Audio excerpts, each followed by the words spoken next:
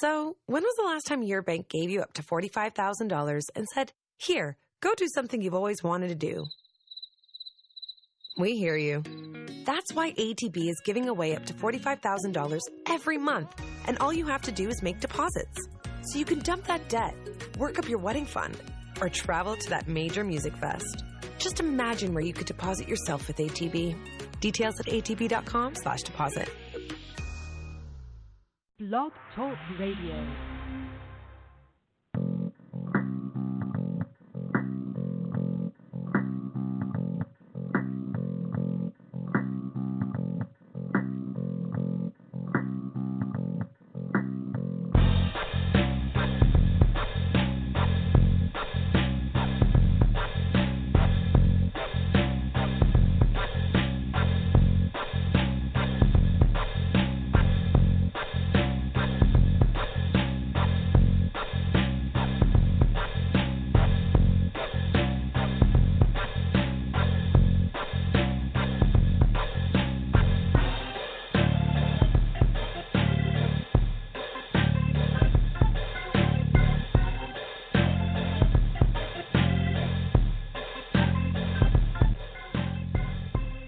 Good evening.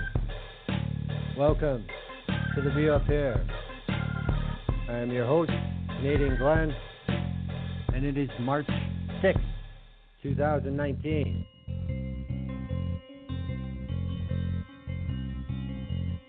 Tonight,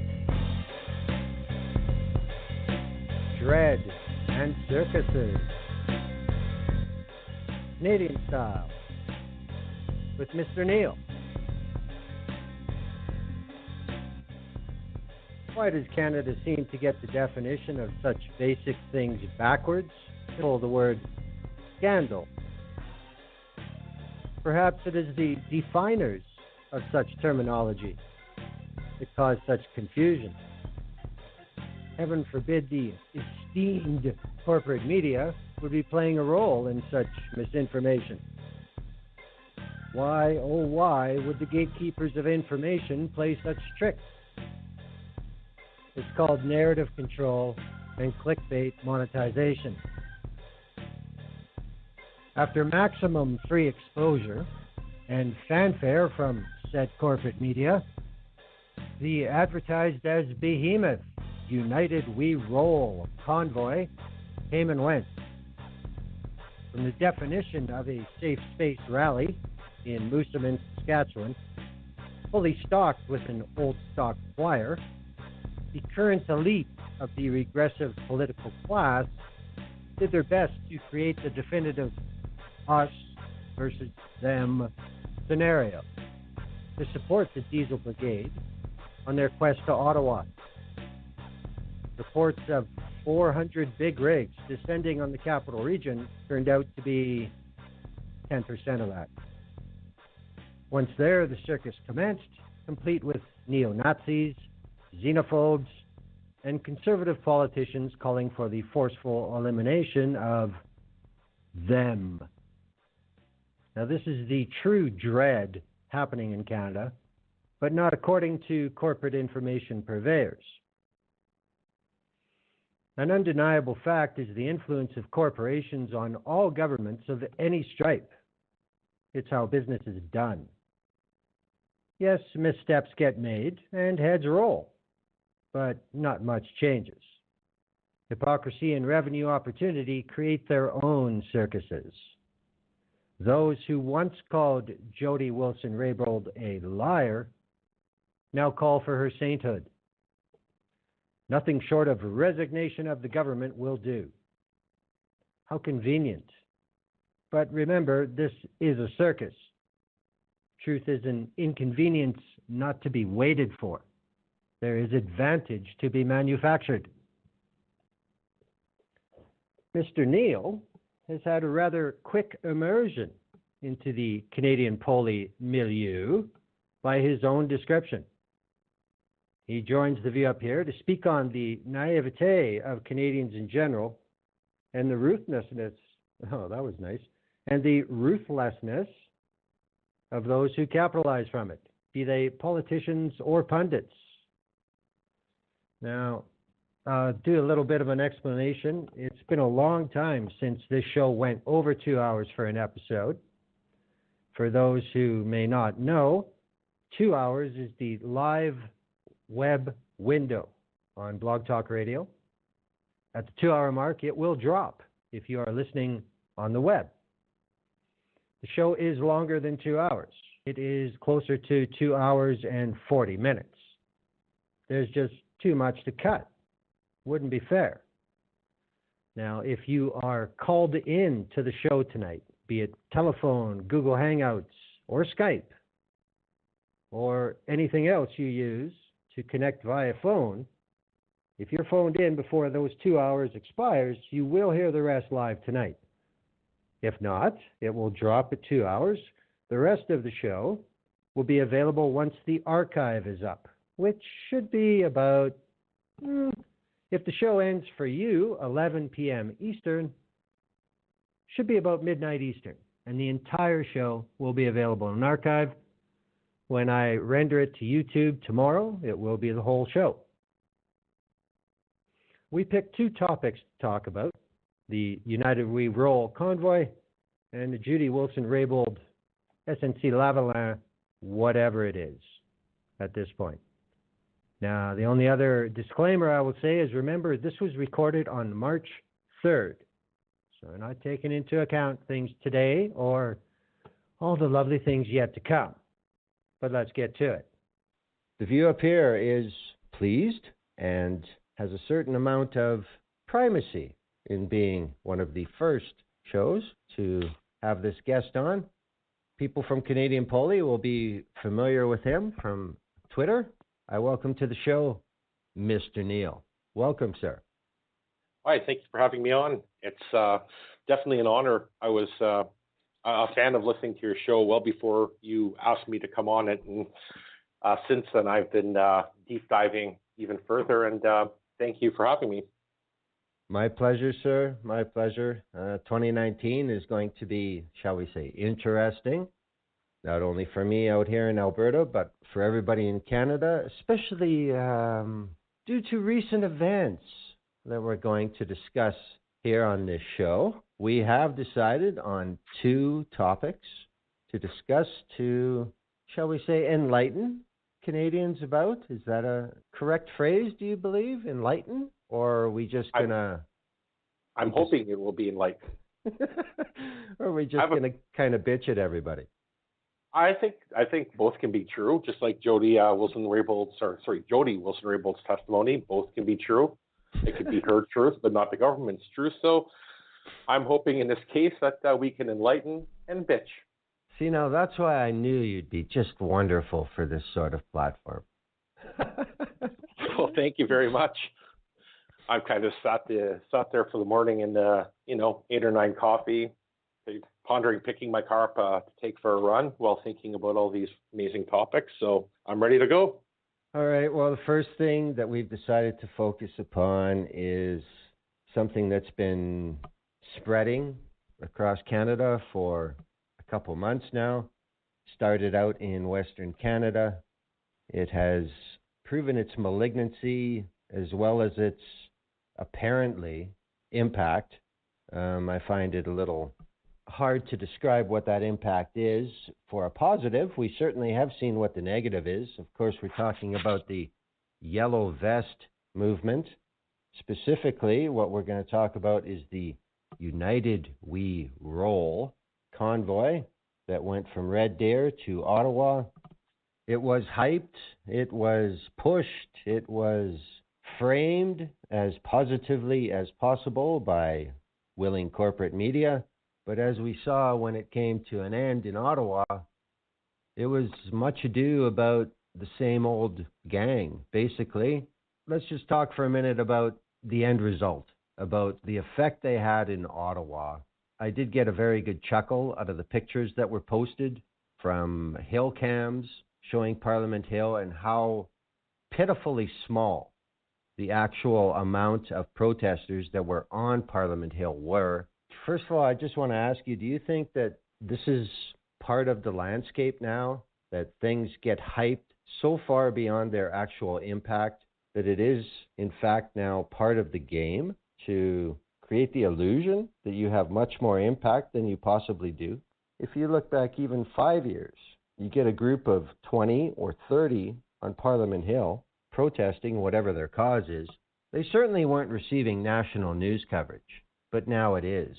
Do you think this is an issue because it's a pet issue for some media outlets, or because it's a hot issue, therefore it's going to generate views and therefore revenue? Or is it just that you think that corporate media is willing to push whatever they can if they think they can get over on it? I guess what I'm saying is, what do you think the allure of things like this to corporate media is in our current state of affairs? Well, I would definitely think the last point you made in regards to it being a revenue driver. But I often thought when looking at the hype before the rally started, and even when it comes to the yellow vest movement, that Canadian media, I find, is so copycat. They looked at what's happening in France, and they understand that if that type of movement were to start here, that would provide them with an amazing amount of content. So I think that they're hoping to have, I guess, kind of a similar type of protest movement, in a lot of ways to drive revenue for themselves. But also, I think for some corporate media, as we're finding out now, that there's a definitive conservative bias in this convoy of these port of work oil and gas workers driving across Canada to talk to a mean federal government doesn't help them out, really helps them sell that narrative.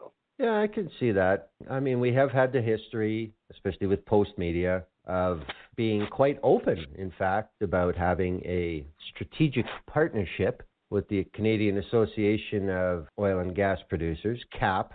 There was a lot said about how these people, if they're unemployed and they're so desperate, how can they afford to drive across Canada to do this little stunt? There was a public funding initiative through a GoFundMe, which was its own funny story the day of the rally itself. Well, indeed it was. I mean, we did see people saying that the money was being misused, even they weren't being helped by the organizers, et cetera, et cetera. When that part happened, I just basically saw them as schoolyard kids that, nobody wants to be my friend. I think it just demonstrated the lack of organization, the lack of a thought-out plan. Don't you think that when you see people rushing to do something, because, I mean, let's be honest, this is no small thing that they did. To drive across the country and to set up hotels that would take them in and stuff like that, and they had media events across as they moved across the country. It's not something that's simple. It does take some coordination, and it does involve people from different places as you move across the country. But didn't we see a complete amateur output? Didn't we see a lot of, I don't know what's going to happen, we'll just show up and I hope it's good? For the way the media tried to make this United We Roll campaign as determined and professional, and it was nothing of the sort. No, and there was a complete lack of cohesion when it came to the message itself. You're discussing how it appeared to us from the outside, observing the rallies through the Hill cam or even what media were saying. And there were signs. It's like, what do we want? Pipelines. What else do we want? No migration. What else do we want? No UN compact. And to me, it just didn't seem that they had, I guess, a cohesive message. It really did look like amateur hour.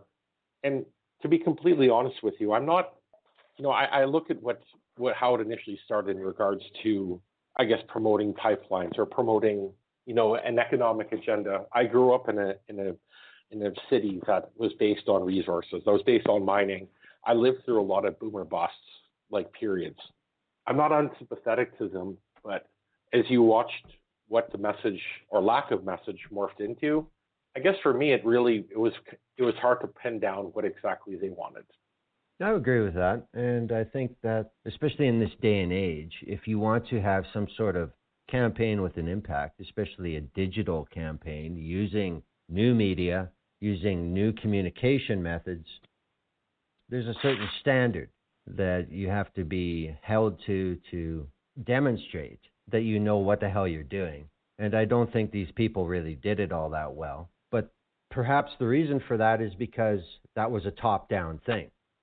And the first part of this we want to talk about is on Saturday, February 16th, just a couple days after the convoy left Red Deer, Alberta. They held a rally in Moosomin, Saskatchewan. This rally was hosted by a private company that is involved, of course, in the oil and gas sector. At this rally, the attendees of note included Saskatchewan Premier Scott Moe. It also included New Brunswick Premier Blaine Higgs. It also included Andrew Scheer. I guess this was to give legitimacy to this convoy. It was to, give them the message that we're behind you, we're with you. But when you look at what was said at this rally, to me, it only demonstrated that you guys are simply not organized. You have no real agenda, because at the Moosomin rally, the focus was on federal legislation, specifically Bill C-69, which is going to replace the Canadian Environmental Assessment Act 2012, which has been the cause of all the court cases and delays and revocation of permits, et cetera. But I mean, as I'm sure you're aware, Bill C-69 started its journey through Parliament 2 years ago.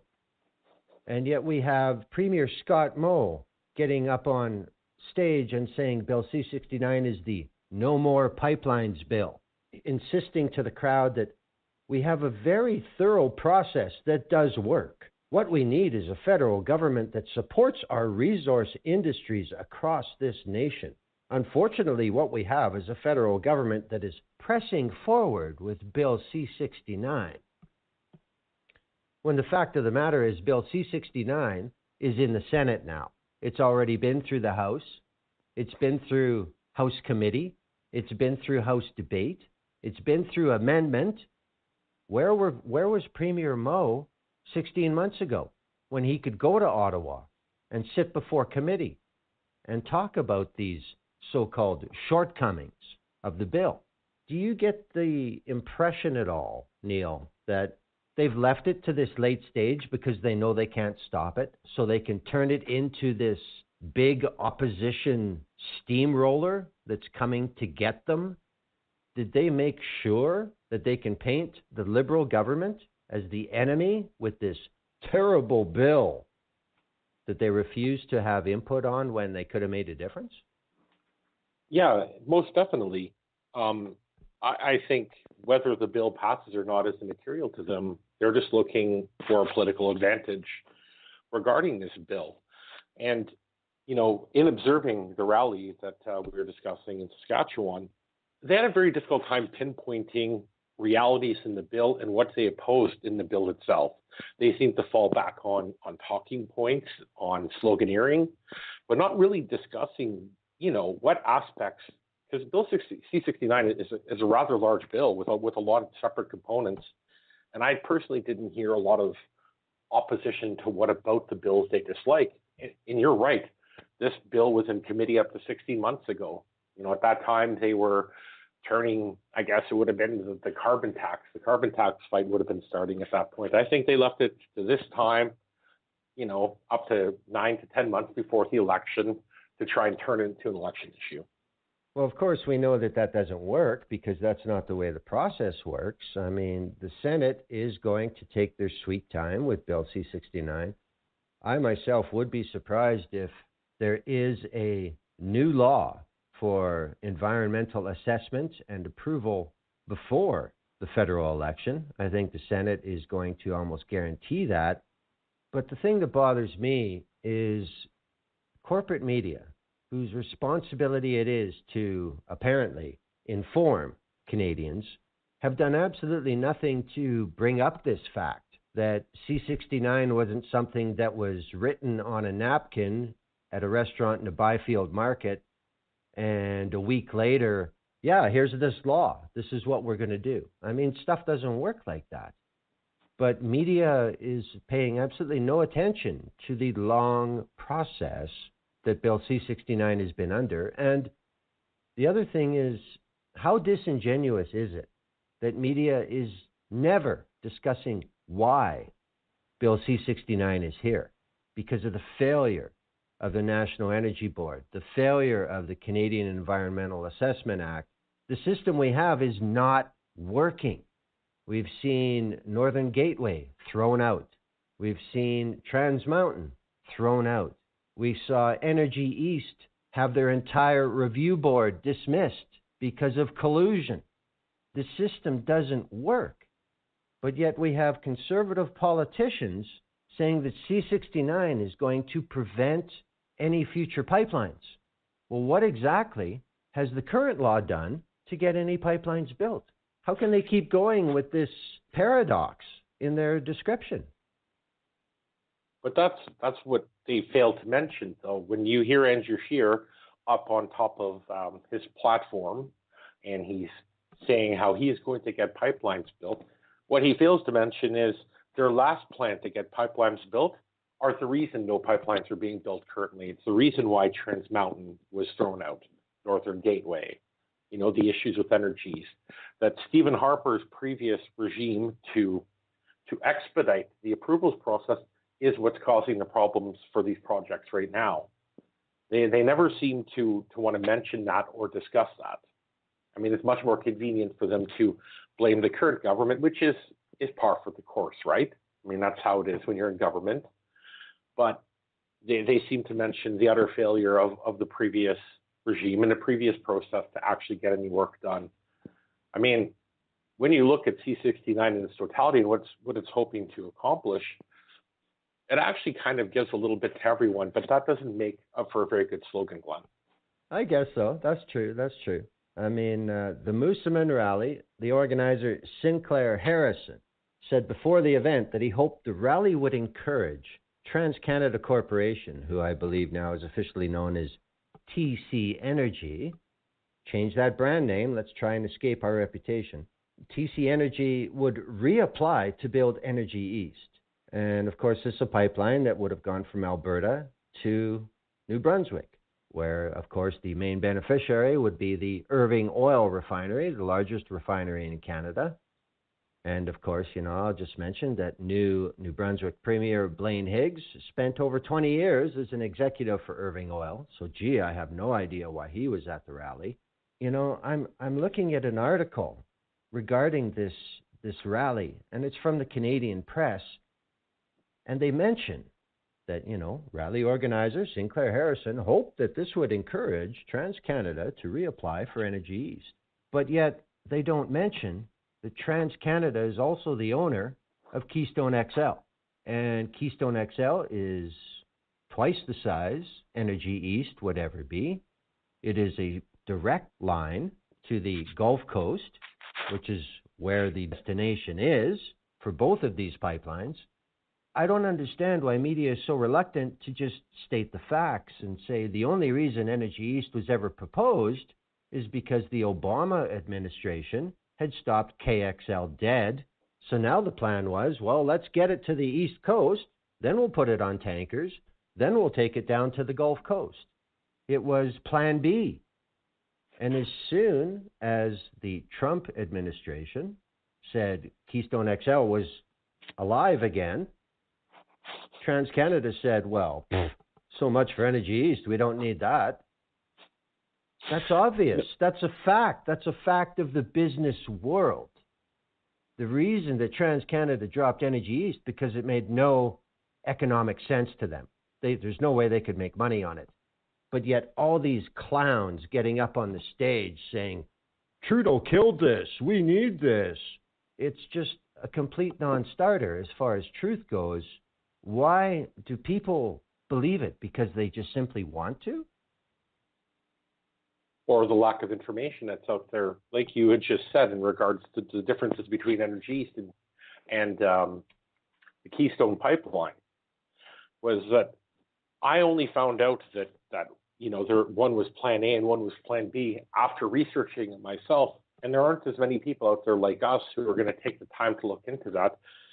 And unless Canadian media is willing to tell that story and to tell that narrative, there are a lot of people who are just going to be solely misinformed.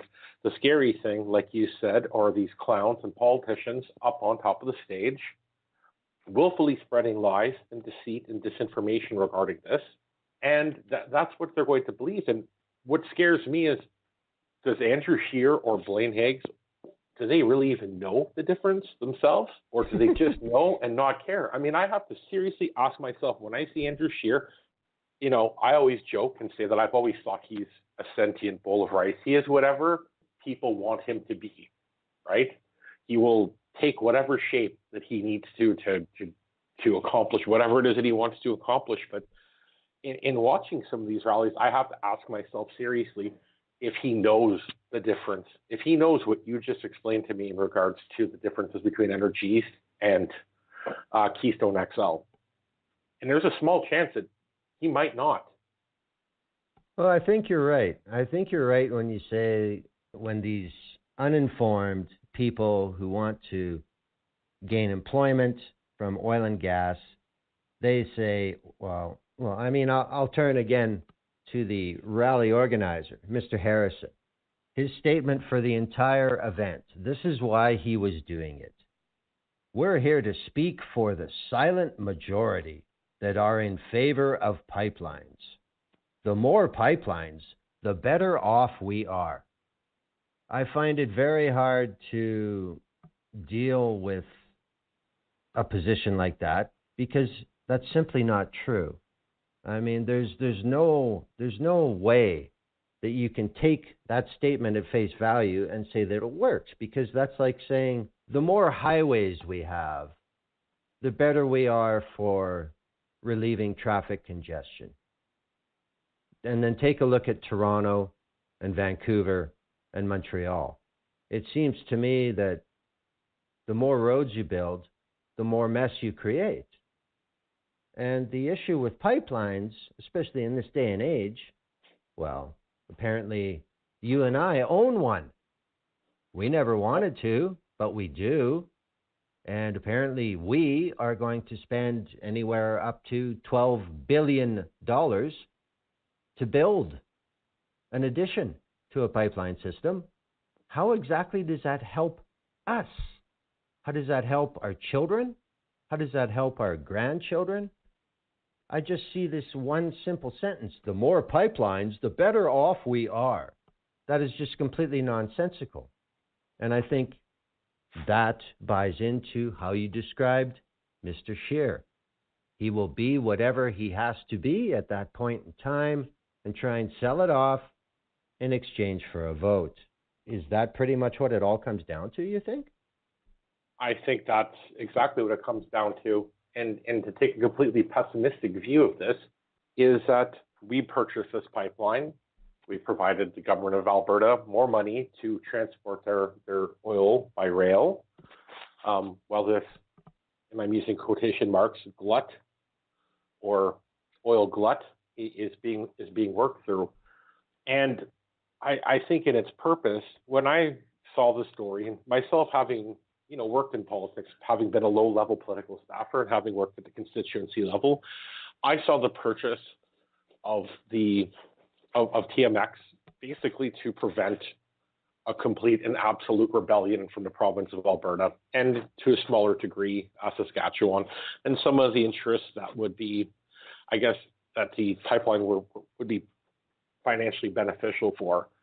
I saw that Trudeau is doing that because he felt that there would have been an absolute uproar if that project had been failed and had been canceled. I thought he was trying to mitigate what the political damage would be for him there.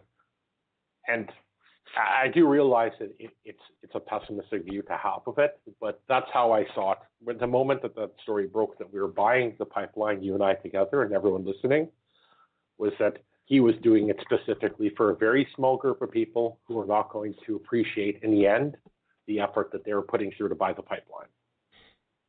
Well, I just find it very interesting how so many members of the public are able to compartmentalize issues, parts of issues.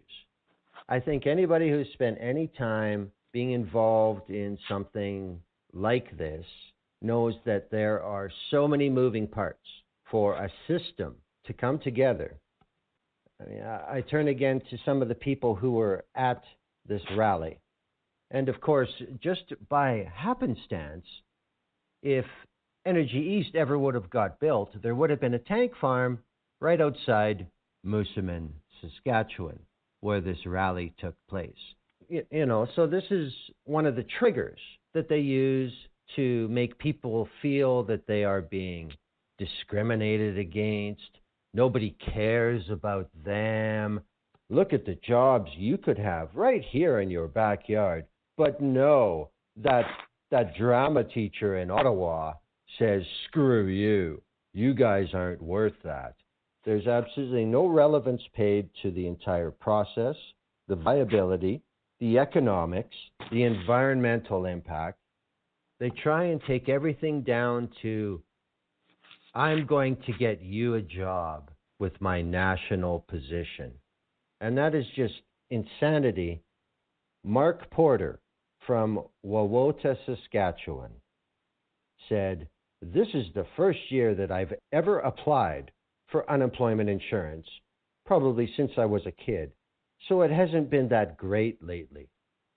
Well, I'll tell you what, Mr. Porter, maybe you should go to Regina and ask Premier Scott Moe why you don't have a goddamn job.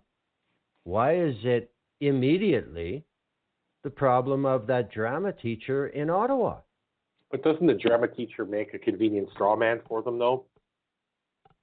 Well, I don't know. I mean, if you want to look at results and history and want to take a look at what people have accomplished in their time in the public life, I would think that clown, who is the worst speaker of the House in the history of Canada, may have more to do with it than Mr. Trudeau. Mr. Moe, who has run Saskatchewan into the ground, might have more to do with it. But yet these people are so willing to blame someone far away who's they don't like instead of the person who's patting them on the back and shaking their hand. Is this just politicians playing politics, or is this more of a systemic issue where people are too dumb to know who's hurting them? I would say that in this situation, it can definitely be both. I also think it's a form of denial, though, right? I guess people would be required to have a much deeper, understanding of what's actually happening and to actually pay attention to what went on before this.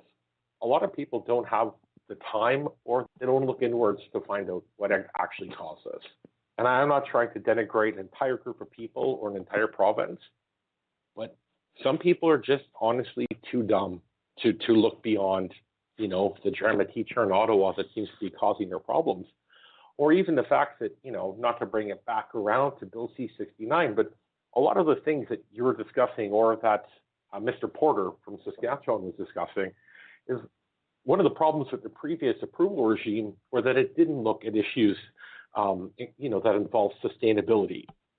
They didn't look at what projects were technically and economically feasible. What was the best methods of delivery? Are there any alternative methods of delivery? Things that can actually impact the viability of the pipeline itself, right? None of these things were looked at. And, the new regime, or Bill C-69, is actually going to address a lot of those things. A lot of those things that are going to give people, let's just say a pipeline is going in somewhere, to make sure that there's an actual component of economic feasibility, long-term economic feasibility to the project itself. And, if they took the time to look into that, I think that they would come away agreeing with me on this. I think that's absolutely true. And I guess it's, there's just so many things that happen in real life in this day and age, like the Moosomin rally, like what happened on the Hill, etc. A lot of it makes me think of episodes of South Park. Because, oh, wow. Because it just turns out to be the same goddamn thing. They took our jobs. This type of thing. These people just immediately, emotionally attach to who the bad guy is, who is causing whatever problem is happening. There's absolutely no attempt, even, never mind effort. There's no attempt to look at what the root cause of these issues are, and it just turns into a team exercise. I mean, in Moosomin, we had Andrew Scheer in his home province, where his seat is, telling everybody that he's going to repeal the carbon tax, he's going to repeal C-69, but yet no mention of what he's going to do as an alternative, and nobody asks. You have Premier Blaine Higgs, the lifelong employee of Irving Oil, saying that, yeah, we should have Energy East. Well, do you want to talk about the economics? You want to talk about the feasibility? No. We just think we should have it because, that'd be cool.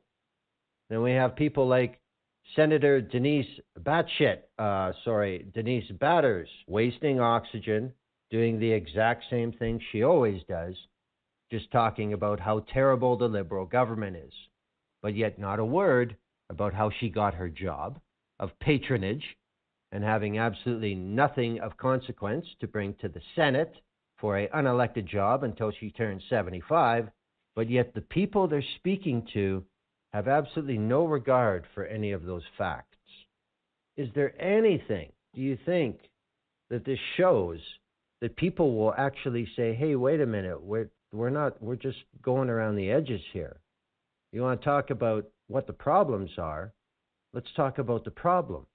I think this is a purposeful misdirection and obfuscation and ignoring the realities. Has Canada become a political landscape where everything's about what we can accomplish in the next hour and then we move on? We don't think about next week, next month, next year. We don't think about our children's lifetime anymore. Have things become so minimized and focused on hot air that it's almost become a license to lie and cheat and steal, and they're just looking for people who agree with it, a la South Park? I would say that, first of all, your South Park analogy is spot on. It's absolutely amazing. You have to look at who is speaking for a specific movement. Like you said, Denise Batters. I mean, what can I say about Denise Batters that hasn't already gotten me suspended from Twitter? So I'm going to try and remain relatively unenraged as I explain this, but you're right. You're talking about someone who claims to be in a position of responsibility to speak to the people when she has no mandate from the people, no mandate from anyone except for her. I guess there is a component of sadness to how she got her position, but the fact that the Canadian taxpayer is paying for these partisan senators or to be on a nonstop campaign for Andrew Scheer is frankly disgusting. And I think the fact that we have, in large part, an uninformed and unengaged electorate gives Andrew Scheer and Blaine Higgs and the like a license to lie. There doesn't, like as you said, how Canadian press, how they basically reported verbatim what the rally organizer wanted them to say. Did they have anyone there from the Canadian press at the rally itself? Did they have anyone there on the spot to fact check? I just think that it's a failing on a number of levels. And, I never got into what I'm doing and what we're doing to beat up on the media. But if they're not the gatekeepers of the truth, if they're not acting as gatekeepers of the truth, if they're not putting the resources into finding what the truth is, then this is what the end result of that will be. We don't have a million Daniel Dales in Canada, and I wish we did. As it stands, I think you, me, many of the people that some of our mutual friends on Twitter are sadly now the gatekeepers or the finders of that truth. And we don't have the platform that Canadian media does. It all comes down to money, unfortunately, I think is what the issue is. I guess that's not a surprise. But, we're speaking about the message that so-called, quote-unquote, leaders, political leaders, are spreading to these people. When they did get to Ottawa, everybody knows about the reception they got. I did find it rather amusing to see the Hill crowd, the people who work within those 6 square blocks, and they're there every day, all day, going from building to building, site to site. The reaction was exactly what I thought it would be. All the Ottawa people just looked at it like, wow, what a waste of time. Why don't you people get your trucks out of my way? I have to get to that building over there. I think they were a little shocked that they didn't have as much impact in Ottawa as they had in Moosomin when they're all on the same team and going on about how right they are. I think they were taken aback by how it didn't really make much of a difference to people in Ottawa. And that's not the politicians. That's the people on the street. But some of the quotes from the people who had made the trip all the way to Ottawa seems to demonstrate to me the big problem with this entire campaign. Now, Patrick King from Red Deer, Alberta, is another organizer of this. And what he said was, our message is we need this pipeline, not only because we want our oil and gas and we want to go to work, but Alberta provides 10% of the gross domestic product when it comes to our contribution to the country. Upon that contribution to the country, we are able to make these funds to help the other provinces. Now we're down. We're hurting. Where's ours? When are we going to get the help? That is using binoculars inside a closet, as far as I'm concerned. Over the last couple decades, Ontario has lost over 300,000 solid manufacturing jobs because that's the way the market goes. Things change. I don't remember thousands of Ontarians doing silly things like this and demanding that they go to the top of the list. They're more important than everybody else. Kent Lacoste from Weyburn, Saskatchewan. Coming into Ontario, we didn't know what to expect. We didn't know if there'd be any support for us, if we'd have more people upset with what we were doing, because we probably caused some traffic delays and stuff. But we get that. But the support along the way has been phenomenal. If people actually believe this sort of thing, you know, if it's like somebody saying, what is the state of the global ecosphere? Well, I looked outside my window today and it looked just fine to me. Is that the mindset that these people have? Do you think that they are putting themselves outside the vast majority of people when they have this presumption that they are so important to Canada, that what they do makes such a difference to the entire nation, that their little industry, don't forget, oil and gas is a whopping 2% of Canada's national GDP. Is this simply because they are a type of people who can be riled up to create this much noise, that they're being used for this mission when, you know, like we've said, if you look at the big picture, this is hardly the future of Canada, whether this one goddamn pipeline gets built or not.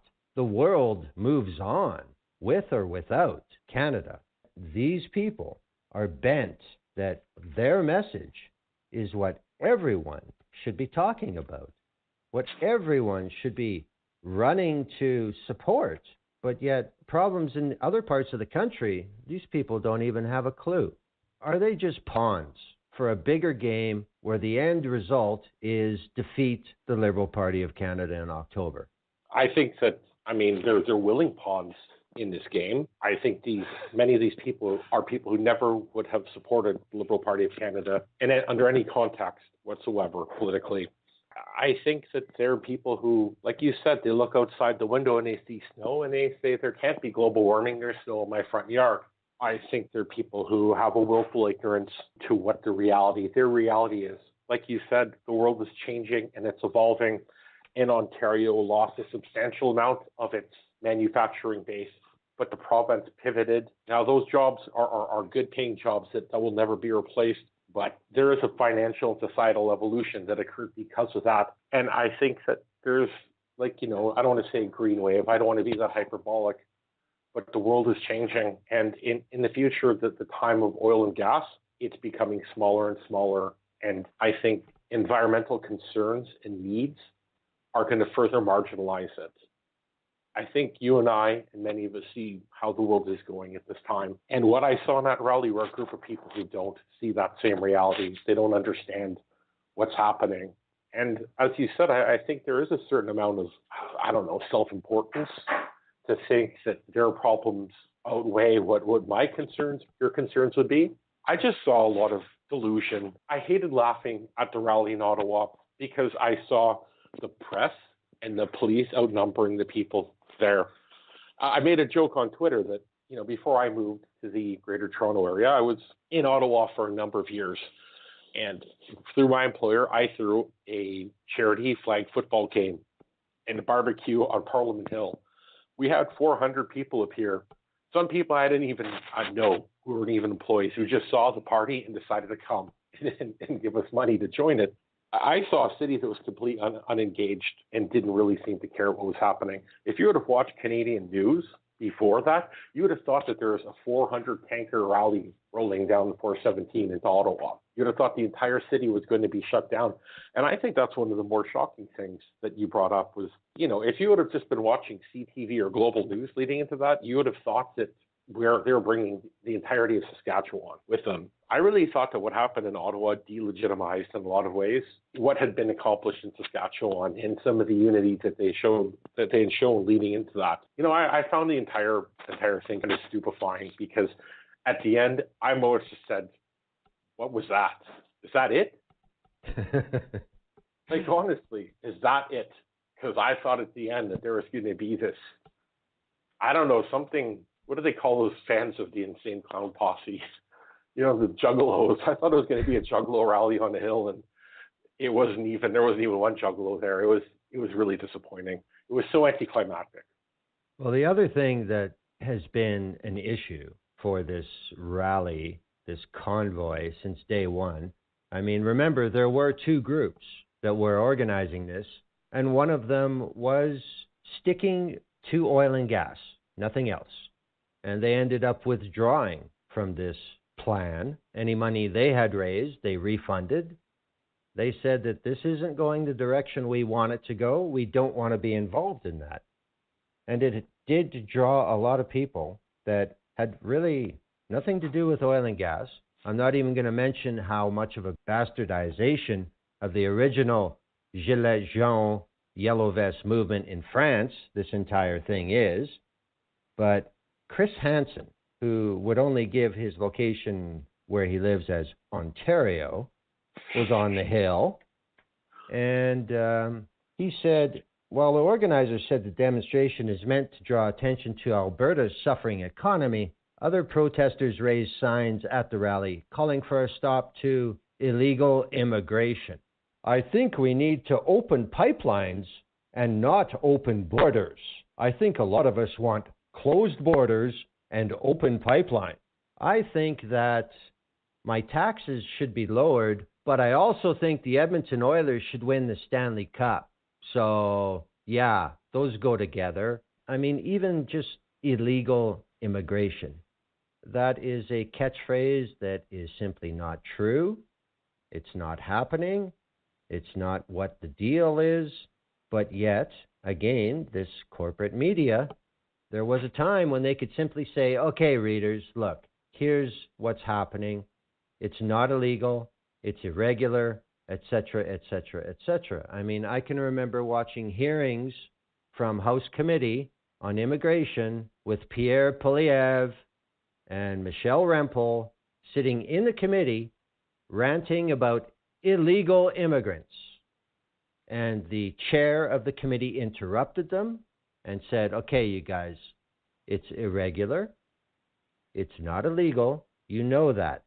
And on record in committee, Poilievre and Rempel both said, yes, that's true. We're sorry. It is not illegal immigration. It is irregular. And then the hearing continued. As soon as the hearing was over, they both ran out to the podium to address the press outside, and the first words out of their mouth were illegal immigration. They just simply don't want to speak the truth because it doesn't work for their message. I believe that that is a good way to describe this entire United We Roll game. Truth doesn't seem to be real high on the priority list here. So, I mean, Neil, what do you think the reason for that is?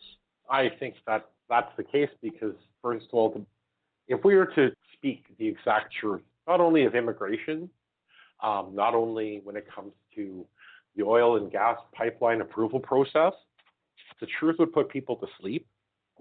The truth would require actual explanation. It would require context and understanding. And I think a great number of people who were looking to this rally as a beginning of something, for this rally to mean something, that's just not the path they want to go down. I think the truth is boring sometimes for conservatives. I think the truth doesn't get you votes when you're a conservative. I think the truth exposes the flaws in their own thinking and their own DNA as politicians. I think the truth would unravel that. And I'm not speaking as a conspiracy theorist or to try to go all Oliver Stone on this conversation, but I think the truth really doesn't fit the narrative they're trying to sell Canadians. I turn now to an article by Angela Wright from CBC. Title of it was United We Roll wasn't just about oil and gas. Scheer knew that and worked the crowd anyway. Many of the participants in last week's United We Roll convoy said they were there to unite Canadians around a pipeline. Others had more specific goals: to see the Liberal government cancel Bill C-69 and C-48, which has to do with a ban on tanker traffic on the north coast of BC. But as several observers noted, watching the convoy make its way to Ottawa from Alberta, United We Roll had also become a space for far-right groups to spew racism and xenophobia. Signs denouncing open borders, protesting Canada signing on to the Global Migration Pact, and accusing the Prime Minister of treason hung alongside signs supporting pipelines. Some convoy participants wore hats that said, "Make Canada Great Again." And because the convoy had become affiliated with such unsettling rhetoric, unwavering support from high-profile conservative politicians is troubling and could potentially hurt the party's chances in the upcoming fall election. Now, I think that's very valid because you look back to 2015, as that marathon campaign started to get underway, and before Thomas Mulcair torpedoed the NDP, the Conservatives did have a chance of forming another government. But the route they chose to go, with the snitch line, with the niqab ban, with the demonization of those who do not look like us, we see what it got them. But Angela Wright raises a point here. Don't they risk doing the same thing all over again? But yet they seem fine with it. How does this make any sense? It doesn't make any sense. And it's interesting that you bring that up because when it came to Stephen Harper, I'm a Liberal. I've always been clear about that, where my political allegiances lie. I didn't like Stephen Harper as Prime Minister, but he was our Prime Minister. I mean, in the end, I tried my best to respect the office. And I always thought that he did an okay job of controlling some of the more, Reform Party aspects, some of the more crazy aspects of the Conservative Party. And I thought that the 2015 election was a tipping point for that he seemed to give in to some of the more darker impulses that the Conservative Party represents. I thought that article by Angela Wright was incredible. I thought that she made an excellent point with that. They haven't learned their lesson from that. I think this isn't going to play well. I think it plays into commercials from the Liberal Party. Andrew Scheer at that rally, especially there's a picture of him beside a truck that had this sign that was accusing Justin Trudeau of treason. I think that that's going to sell the Liberals' narrative about Andrew Scheer for them. I don't think they learned any lessons. I think that they're counting on people not caring about that aspect of it, when I believe that it's going to be a huge factor in the outcome of this election. History would say that that's an accurate assessment. But I mean, as Ms. Wright says, Scheer ought to have made a distinction between his support for Canadian oil workers and support for the racism and violence that has been associated with United We Roll. Conservative Senator David Kachuk even told the crowd to roll over Liberals across the country, and he has refused to apologize. Now, the rally has been associated with Yellow Vest Canada, a group whose Facebook page is rife with racist and xenophobic views, particularly towards Muslims and immigrants. In fact, the convoy was originally named the Yellow Vest Convoy, but they did change it due to the obvious problematic association.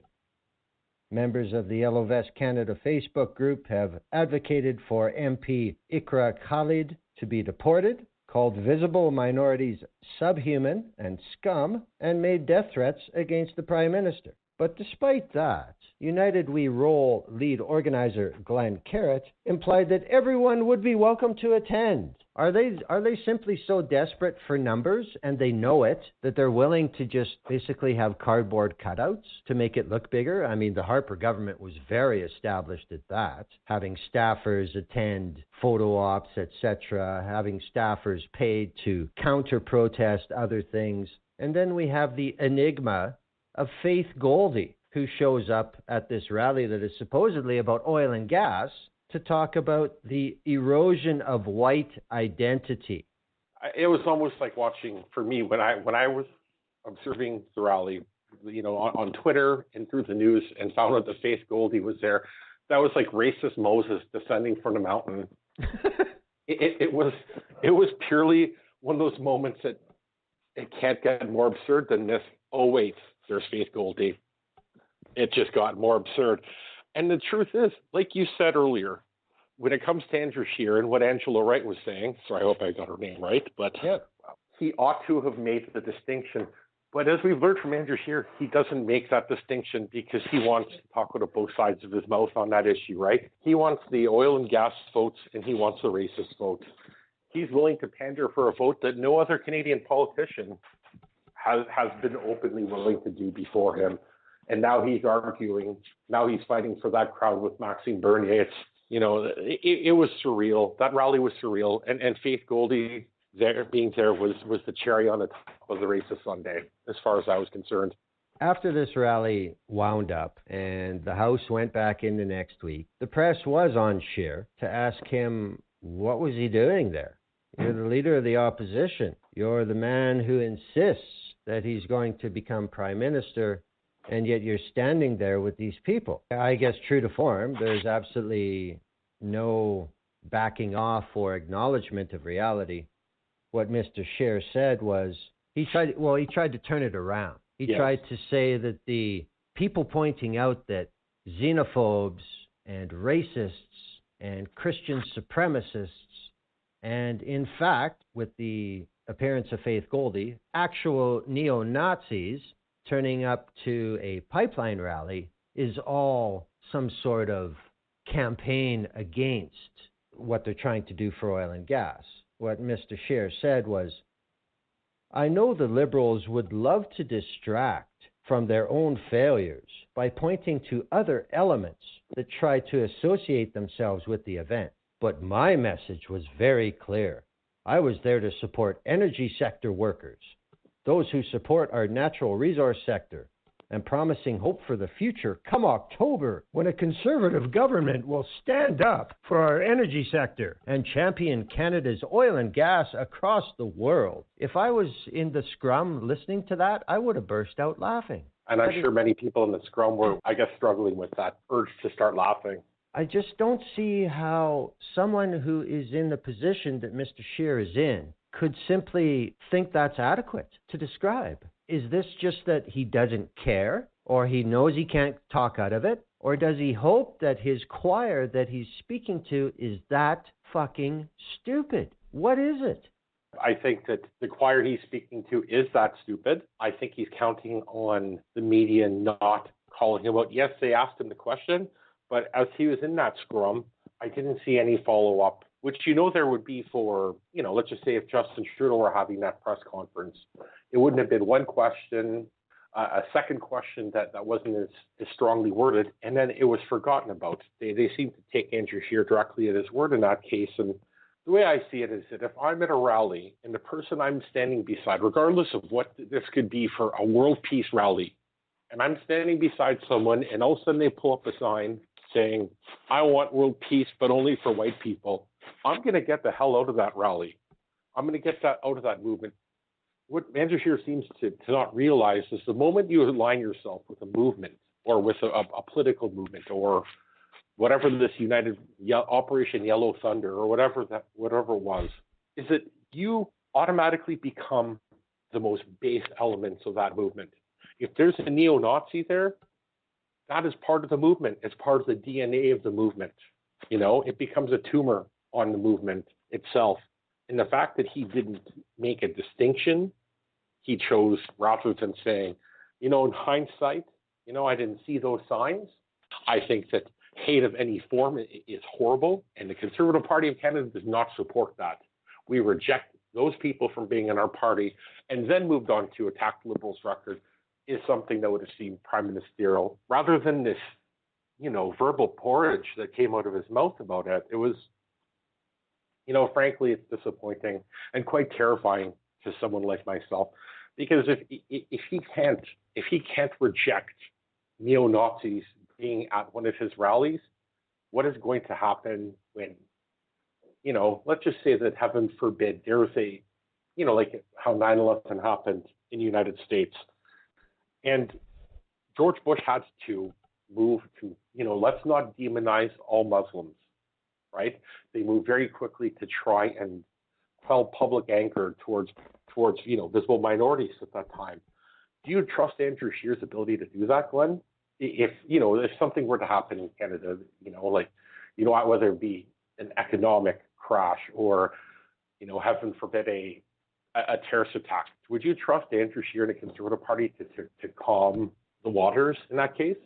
Absolutely not. I think it's just become default, and I don't think this is exclusive to the Conservative Party of Canada.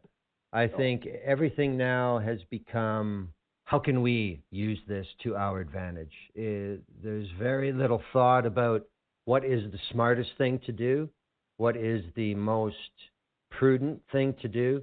None of that seems to matter anymore to any political party anywhere.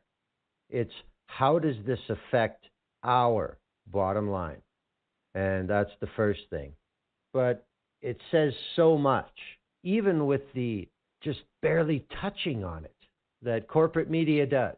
And they're part of the problem when they let this stuff ride, when they don't give follow-up questions, when they don't say, hey, wait a minute.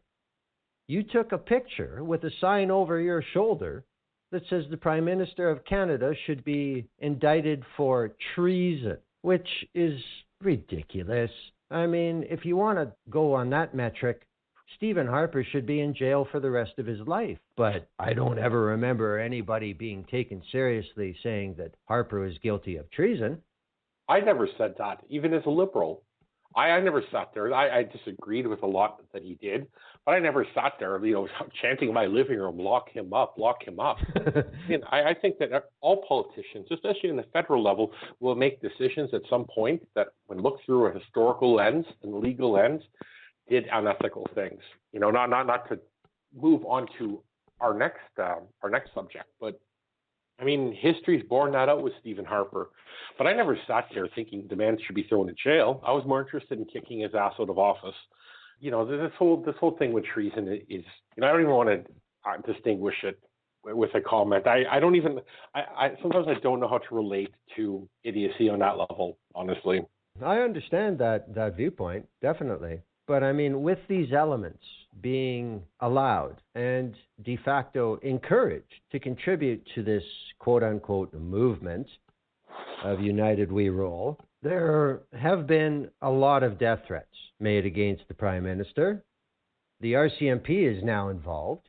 Over the last week, we have seen, I believe, 2 occasions with people across Canada being charged with uttering death threats to the Prime Minister, and they were caught how? By going through Facebook. Is this just cranks that have a platform to say things that they should think about before they say them? Or is this something that is serious? Is it only a matter of time before one of these cranks takes that extra step? Is it only a matter of time if you don't stop this? I can't recall off the top of my head, but there is someone who has said, if this keeps up, they are afraid that someone running for political office somewhere in Canada this fall will get killed. Because that was Michael Wernick. And to be honest with you, Glenn, I feel that it's heading in a direction that won't be able to be controlled by conservatives, by Maxime Bernier, or by anyone.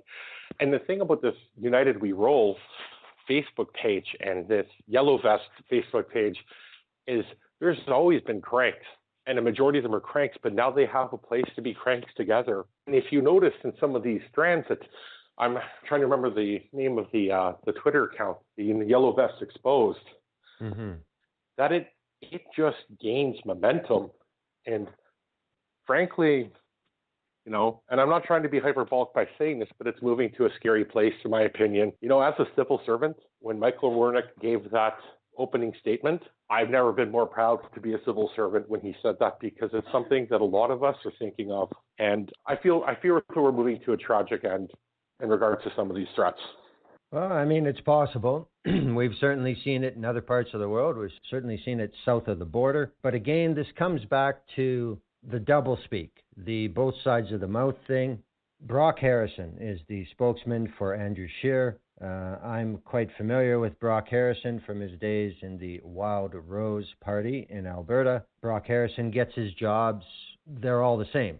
Just whoever signs the check changes. But after Mr. Wernick made that statement, and I will add, Mr. Wernick had a real problem with Senator David Kachuk, who said, I know you've rolled all the way here, and I'm going to ask you one more thing. I want you to roll over every liberal left in the country.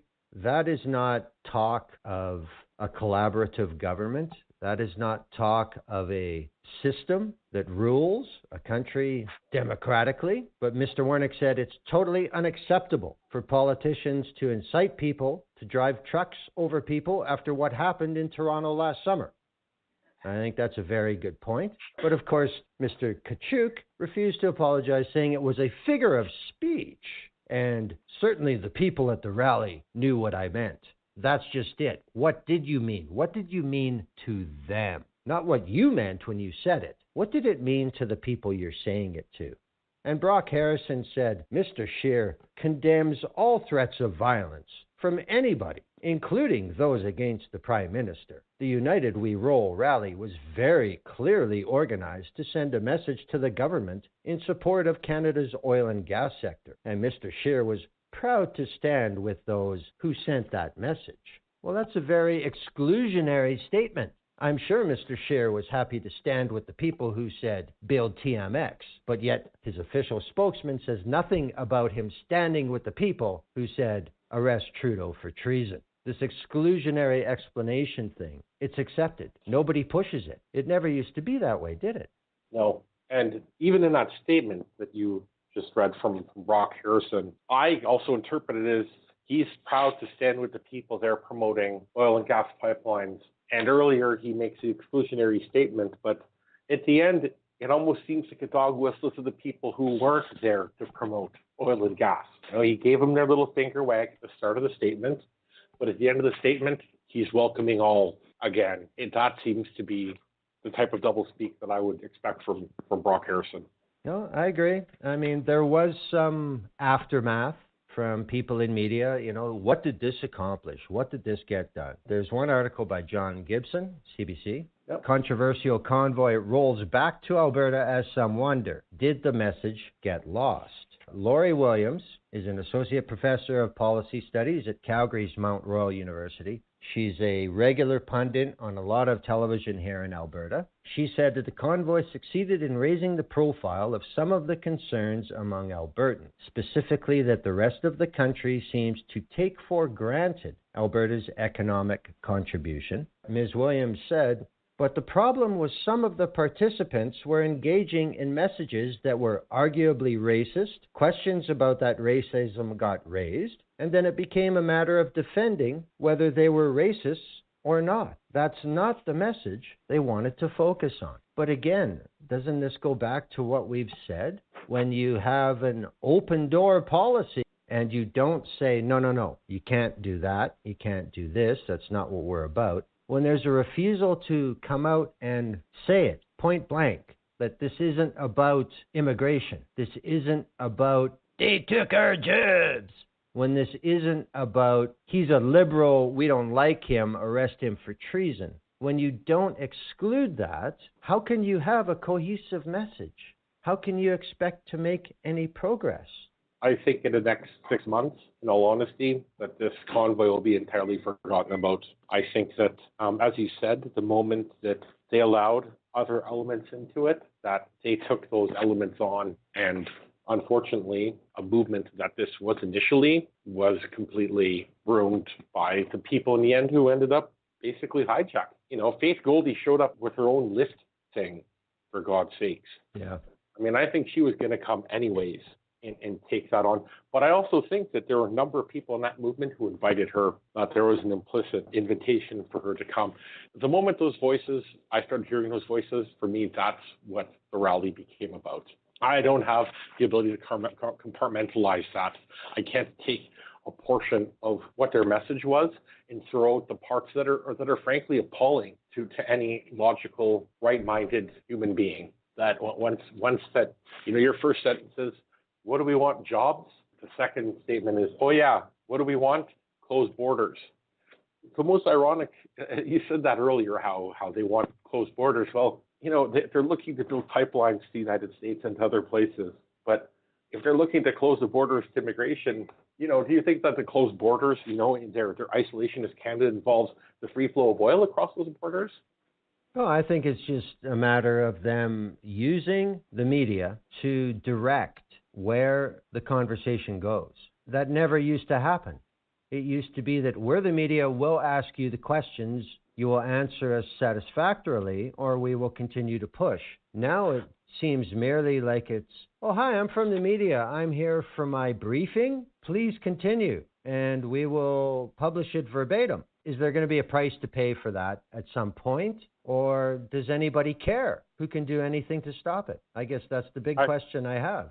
One of the shocking things for myself, you know, working inside the Ottawa bubble, and I don't like using this phrase, but how incestuous the relationship between the media and politicians were, and how much of it is based on access. And I think one lesson that Canadian journalism learned from Stephen Harper was Stephen Harper controlled access. I mean, even most of his 5-question rule when he held press conferences, he never once threw a press conference in the National Press Gallery on Parliament Hill by trying to appear perhaps more accommodating, not challenging them so much that they're trying to jockey for even more access and for continued quotes. And I think that there is going to be a tremendous cost down the line because of that. But as long as corporate media plays along and looks at their bottom line instead of what they're actually doing, there's absolutely no pushback, is there? I mean, it seems to me that they've both decided we know what our role is in this current dynamic of the way information is given to people, and we're fine with it, and we're going to keep going. I think that's unfortunate, but I guess that's what happens when money becomes more important than information. Exactly. And I think that the only way that I'm fighting back in regards to it is that, you know, it's changed how I consume media. It's changed how I consume journalism and how I don't want to say purchase journalism, but, you know, the journalism that I pay for. You know, at one time, media was there to ask the questions that the Canadians wanted to ask themselves, right? They're almost the surrogate for us. Yeah. And now it seems that media is telling us what they think that we need to know. We're here now. I mean, this is the reality, and I've spent a lot of time thinking about, you know, how we can turn the tide. And I've kind of turned to more independent journalism to get through to that. But I don't feel that the corporate media speaks for me anymore, or asks the questions that I want to hear, or, you know, the news that I want to see, that I feel is important to me. And I think I speak for a lot of us when I say that. I think that's a very, very good point that you made there. There was a time when media was the surrogate for the Canadian people. Now they have become the surrogate for the political parties. Exactly. Well, now, Neil, we will move on to our second chosen topic. I think it's fair to say it has dominated the airtime for a couple weeks now, Everybody loves a scandal, especially the media, who see themselves as the ones to bring the scandal to light. But of course, this centers around former Attorney General and Minister of Justice and the behavior towards her and her staff and her ministry regarding something called deferred prosecution agreements with one of the giants of the global pay-to-play infrastructure game, SNC-Lavalin. They have been banned from all World Bank projects for a decade. I believe they have a little more than 7 years left in that ban. But as we talk about this and the cloud around Jody Wilson-Raybould, we have to look at SNC-Lavalin first to understand a little bit of who we're dealing with here. And I'm going to turn to an article by the very excellent writer Andrew Nikiforuk, and I'm going to give a quote that came from the Charbonneau Commission in Quebec: "The misuse of public procurement processes in the construction industry, the manipulation of the rules governing the financing of political parties, and the infiltration of the industry by organized crime have generated economic costs for society as a whole. They have also undermined its democratic foundations, the rule of law, and confidence in public institutions." Now, the Charbonneau Commission took a few years, and what they found was indeed changing to many things in Quebec, and SNC-Lavalin was indeed involved in that exercise. SNC-Lavalin executives bribed officials, and the word they used was project consultancy costs. Oh, that's excellent.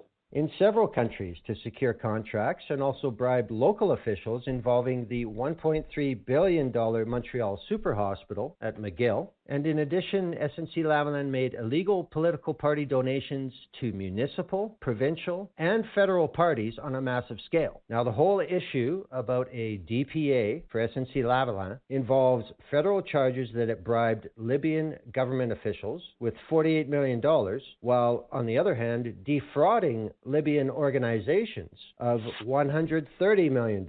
Now, of course, a successful prosecution for these fraud charges could deny the company access to Canadian federal contracts for 10 years. The decision of the former Attorney General Jody Wilson-Raybould to go ahead with that prosecution is at the heart of this issue, this quote-unquote scandal that, according to some, threatens the Liberal government.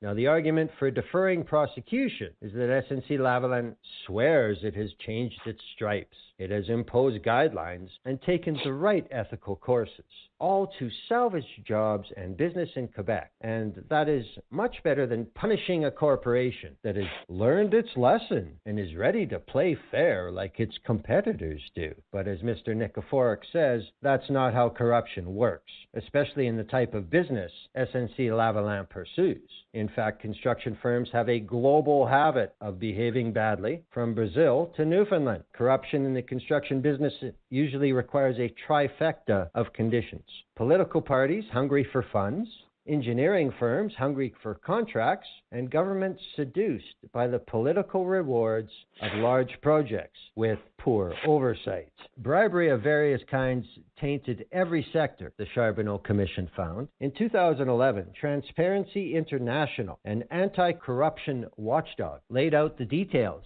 in its Bribe Payers Index for 19 different business sectors. Bribery of various kinds tainted every sector. Public works contracts and construction got the worst score and ranked at the bottom of the list, right next to utilities, real estate, and oil and gas. But yet there is this mindset inside the halls of power that by sending a couple executives to jail for a short period of time, by writing up a new mission statement for your corporation, things are better now? We've learned our lesson? On the surface of it, I can certainly understand the position of Ms. Wilson-Raybould to say, nah, fuck that. This is criminal activity. You will be prosecuted as a criminal. So, this is a global problem, and SNC-Lavalin is in a very small club of companies internationally. I can think of them, KBR Halliburton, the Bin Laden Group, Stratfor. It's a very small number of companies, and they all play by the same rules. Money is part of the game. However much we need, we're going to find it. Don't worry. The Carbonell Commission went through about 6 years of activity. People such as Pierre Duhaime, who was the CEO of SNC-Lavalin, did have to pay the price personally. It's also within the court's purview to rule that corporations can be wound down. They can be dissolved. You guys are so corrupt, you're out of fucking business. But we find that rarely ever happens. And it ends up causing more confusion and instability that the corruption has caused to that point. You know, it's a too big to fail type thing. Do you see any difference in what the Liberal government may or may not have done to go to bat for SNC-Lavalin? Do you think the Conservative Party of Canada or the Democratic Party of Canada would be behaving any different?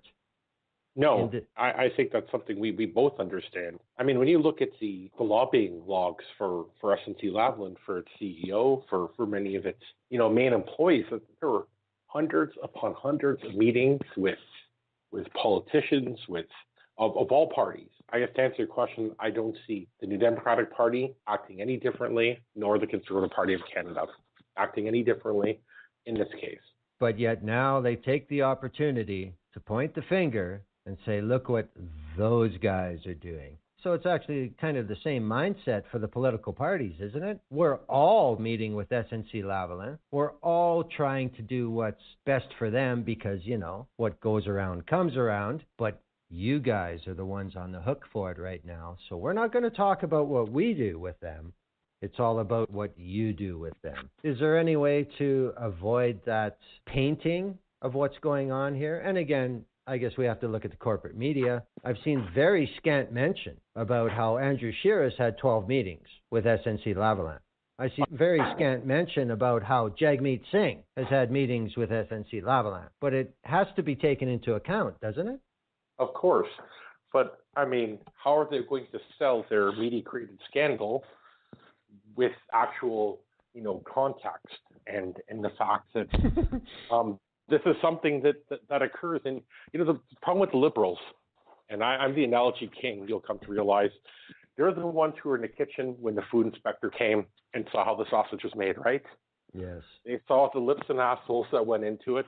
They seen the ugly parts. And Liberals were in the kitchen when the inspector came. And we know for a fact that Andrew Scheer had met with him on a number of occasions, and I'm certain that other members of the official leader of the OLO's office had met with him. These meetings had been, when it comes to the DPA, this is something that has been in the pipeline for a long time. This is something that predates the Liberal Party of Canada winning the 2015 election.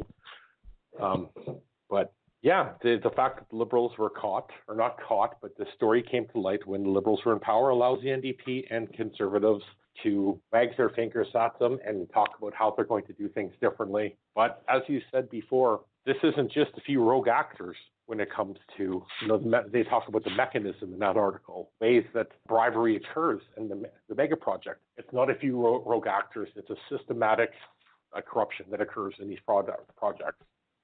And whether you're taking a bribe or accepting a political donation from SNC-Lavalin, I think while these types of activities are allowed, then it's going to allow this narrative to happen. I think that there's been a very willful denial to any sort of look at why mega projects in the last 20 years have all come in 200% or more of original budget. They don't deliver what they say they're going to deliver as far as economic benefits or social benefits or anything else goes. The only thing that does roll on uninterrupted is that corporations like SNC-Lavalin get their huge fees for doing whatever it is they do, and the politicians seek to gain the afterglow from these things. But it's just not working out, as we see with Muskrat Falls, as we see with Site C, as we see with Kiosk, as we see with the McGill Super Hospital, as we saw with the Economic Action Plan. Nothing ever comes out the way it's advertised. But at the end of the day, there's no analysis of why these things failed. We just keep going on to the next one and selling it the same way. I think simply this can be explained by optimism bias. It's when you're working in government. I myself have not had, a lot of say in any large projects, but I find people tend to gleam over what the possible problems, what the possible delays can be. People have a natural tendency to underestimate what can go wrong in a project. And as you said, when it comes to companies like SNC, when it was Site C, the McGill Super Hospital, there's always a tendency of engineers to lowball what the costs are going to be, because they're looking to win political approval, right? So I just think that because you said too big to fail, that these projects are so big that the stakes are so high that I think that some of them are in a position that they're willing to do anything to get it. I think that is a big part of it. I think that once you're inside the game, you play by the rules of the game. And if you want to step outside that, we know what happens. I mean, for somebody who, let's say, is a civil engineer or an electrical engineer, they may be paying off their education. They may have a family, they may have a mortgage. Are they going to be the ones to stand up and throw away their career and say, this is a complete scam. People are getting ripped off. Who's going to do that? I mean, compliance is a big issue in most things that are crooked, from government to your own workplace. It's part of human nature, is it not? I mean, is there not a base psychological response that as individuals, as people, if you're getting what works for you, the more it works for you, the more you're willing to tolerate? Isn't that part of human nature? And I think when you get into the stage where it's not $5 or $10 grand bonus, we're talking billions of dollars. The pressure and the demands to go along, to get along, becomes stock and trade. Is this stuff just become too indentured in the way that we do quote unquote business that it's almost impossible to change? Well, I think when you're looking at a large, you talk about the mechanism, right? Mm-hmm. I think that when you're looking at a common civil engineer, electrical engineer, I'm certain when you're looking at, the project details, you may see some graft when it comes to, hey, this says that we purchased X amount of kilometers of this type of wire, and it's obviously not there. But I think that the most successful companies, when it comes to, look at SNC-Lavalin, what do they call them after the Charbonneau Commission? And this is in the Quebec, the Quebec industry. Was it L'Actualité magazine called them the shame of Quebec Incorporated? You know how bad that you have to be called that. Of all these companies that were named in the Charbonneau Commission, like you said, I think that when you're a civil engineer and you're working on this job and you're not seeing the full picture, the full picture of graft and of corruption, that you're generally going to be comfortable with what you're getting. And as long as you can put your name on it at the end of the day, I myself, in my job, when I was working in banking, you would see things sometimes that this is not my business. I don't understand the context of what I'm seeing. I understand some underhanded things are happening, but I have a mortgage, I have a wife, I have children, I have university to pay for, and I'm not really being put in a position where I know anything that I can blow the whistle on because they've compartmentalized that aspect of it. I think for projects like this, like when you look at the Charbonneau Commission itself, that it wasn't a corporate whistleblower who came to it. It was the former, I believe, Montreal police chief, I believe Jacques Deschenaux, that he leaked a report that he wrote about corporate construction corruption in Quebec. And he leaked it to a journalist because he was afraid that it would never be found out. And that basically set a bomb off in Quebec politics. So in the end, it wasn't just the simple engineer who saw wrongdoing and reported it. It was a big wheel in the Montreal political scene who finally had enough and decided to call it out. I believe that's kind of the only way that we can stem that type of large-scale corruption. That is true. So it was a rogue element within the established game who decided that, I think enough's enough. That's true. So, I mean, if it was business as usual and everybody kept doing what they were told to do, we may have never had the Charbonneau Commission. I think that's exactly. A very good point. That's kind of one of the more scary aspects of it, though, right? It took somebody with a lot to lose to see the larger benefits to societies as a whole, rather than the personal cost it might bring him. And there are not many of them around, unfortunately. Indeed. Well, on March 1st in La Presse, Yves Boisvert had a column that I think demonstrates some of the Canadian mindset, and it illustrates to people how big this game really is. And the article is titled, "A Deferred Prosecution Agreement is Not What You Think It Is." Now, he starts with a little bit of a flashback and how things have changed. Now, a few months ago, Via Rail awarded a $989 million contract to Siemens to provide 32 train sets that will replace its fleet for Canada's busiest rail corridor, Toronto to Montreal, representing at least a tacit endorsement from this crown corporation for that German multinational. And why not? It is one of the world's largest electrical engineering companies, after all. But just a decade ago, this might have been far more controversial. In 2006, Siemens was accused of organizing a global system of corruption, paying more than $1.4 billion US in bribes to government officials around the world. But in the end, it agreed to a deferred prosecution agreement with German prosecutors. Charges against the corporation were dropped in exchange for an agreement to pay a 395 million euro fine, overhaul its management, and allow its operations to be closely monitored. In the United States, Siemens paid fines of $450 million US to the Department of Justice and $350 million to the Security and Exchange Commission. So, I mean, right there, we've got $800 million in the US, 395 million euros. That's, a little more than 400 million US. So they could come up with over $1 billion to pay their way out of this, to allow their corporation to carry on under stringent new rules. But this deal was only one of the roughly 20 to 40 DPAs that are negotiated every year in the United States. Now, of course, people in the Department of Justice in the U.S. see it as an efficient tool to impose reforms, impose compliance controls, and impose all sorts of behavioral change. Now, those rules were adopted in many European countries, including the United Kingdom and Holland, started in Germany with Siemens. Those rules are now in Canada's criminal law too.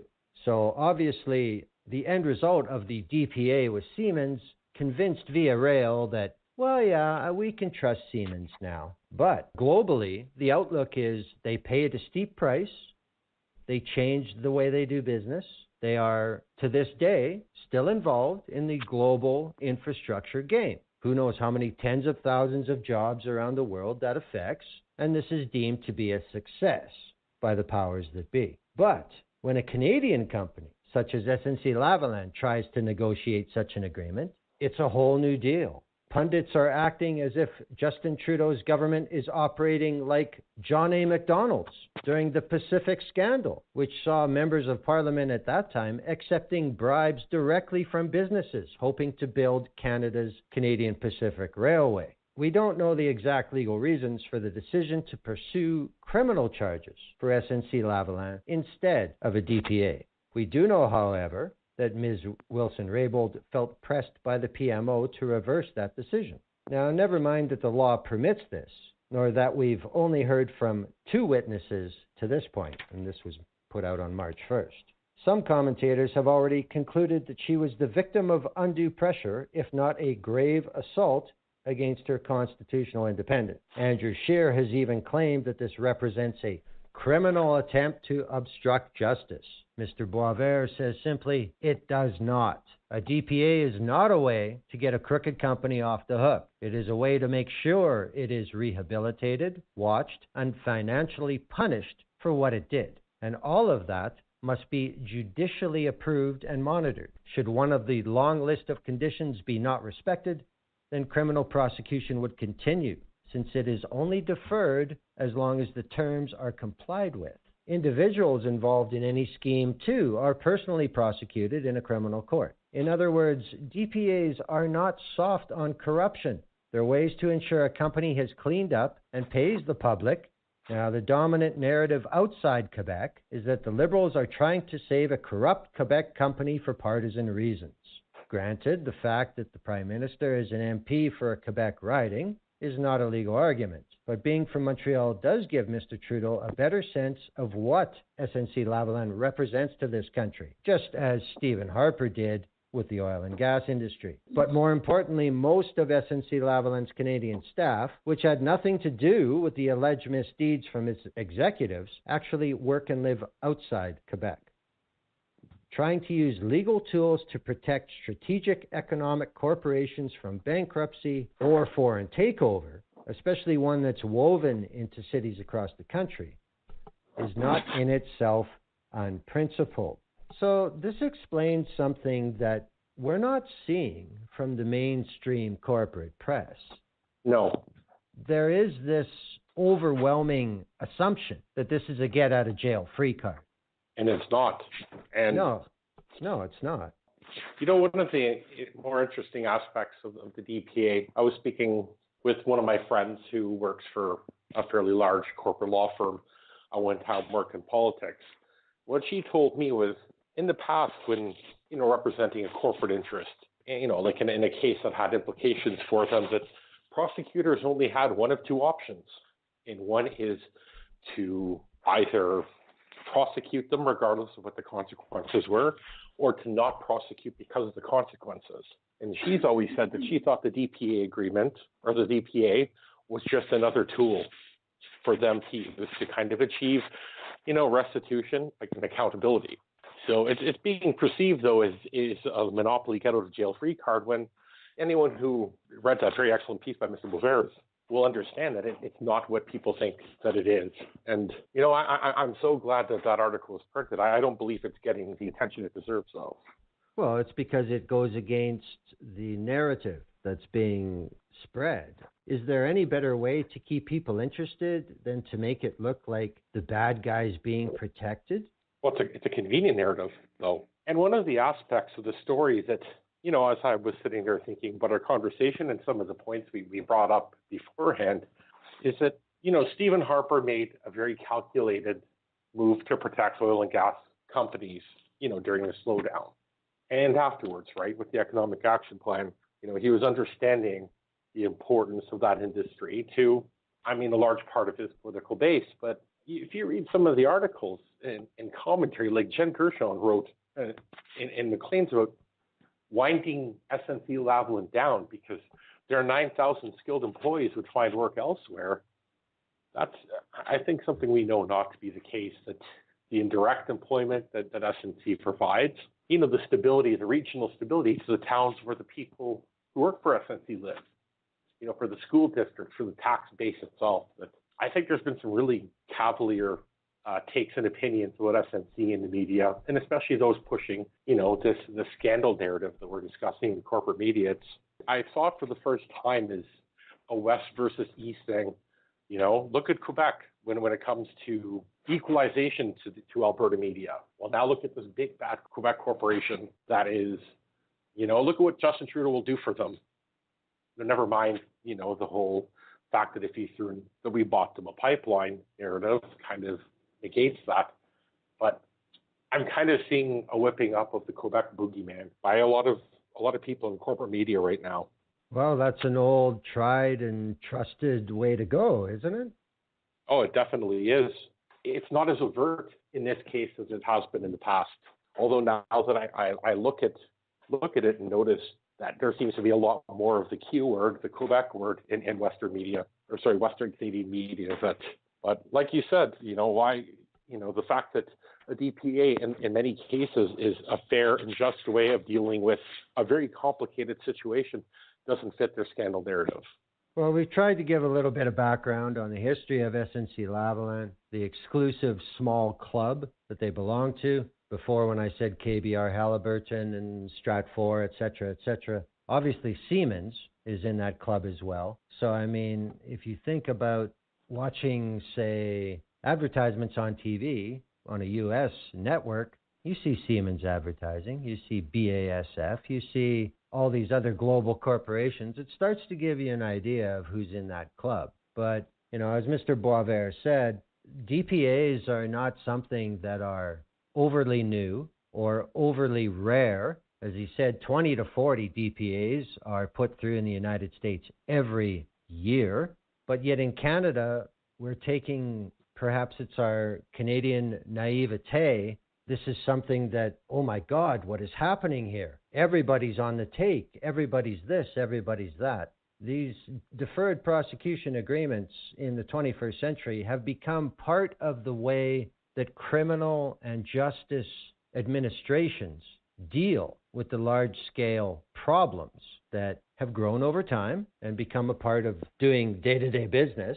You know, it just sucks when you get caught, and we got to do something. But it happens.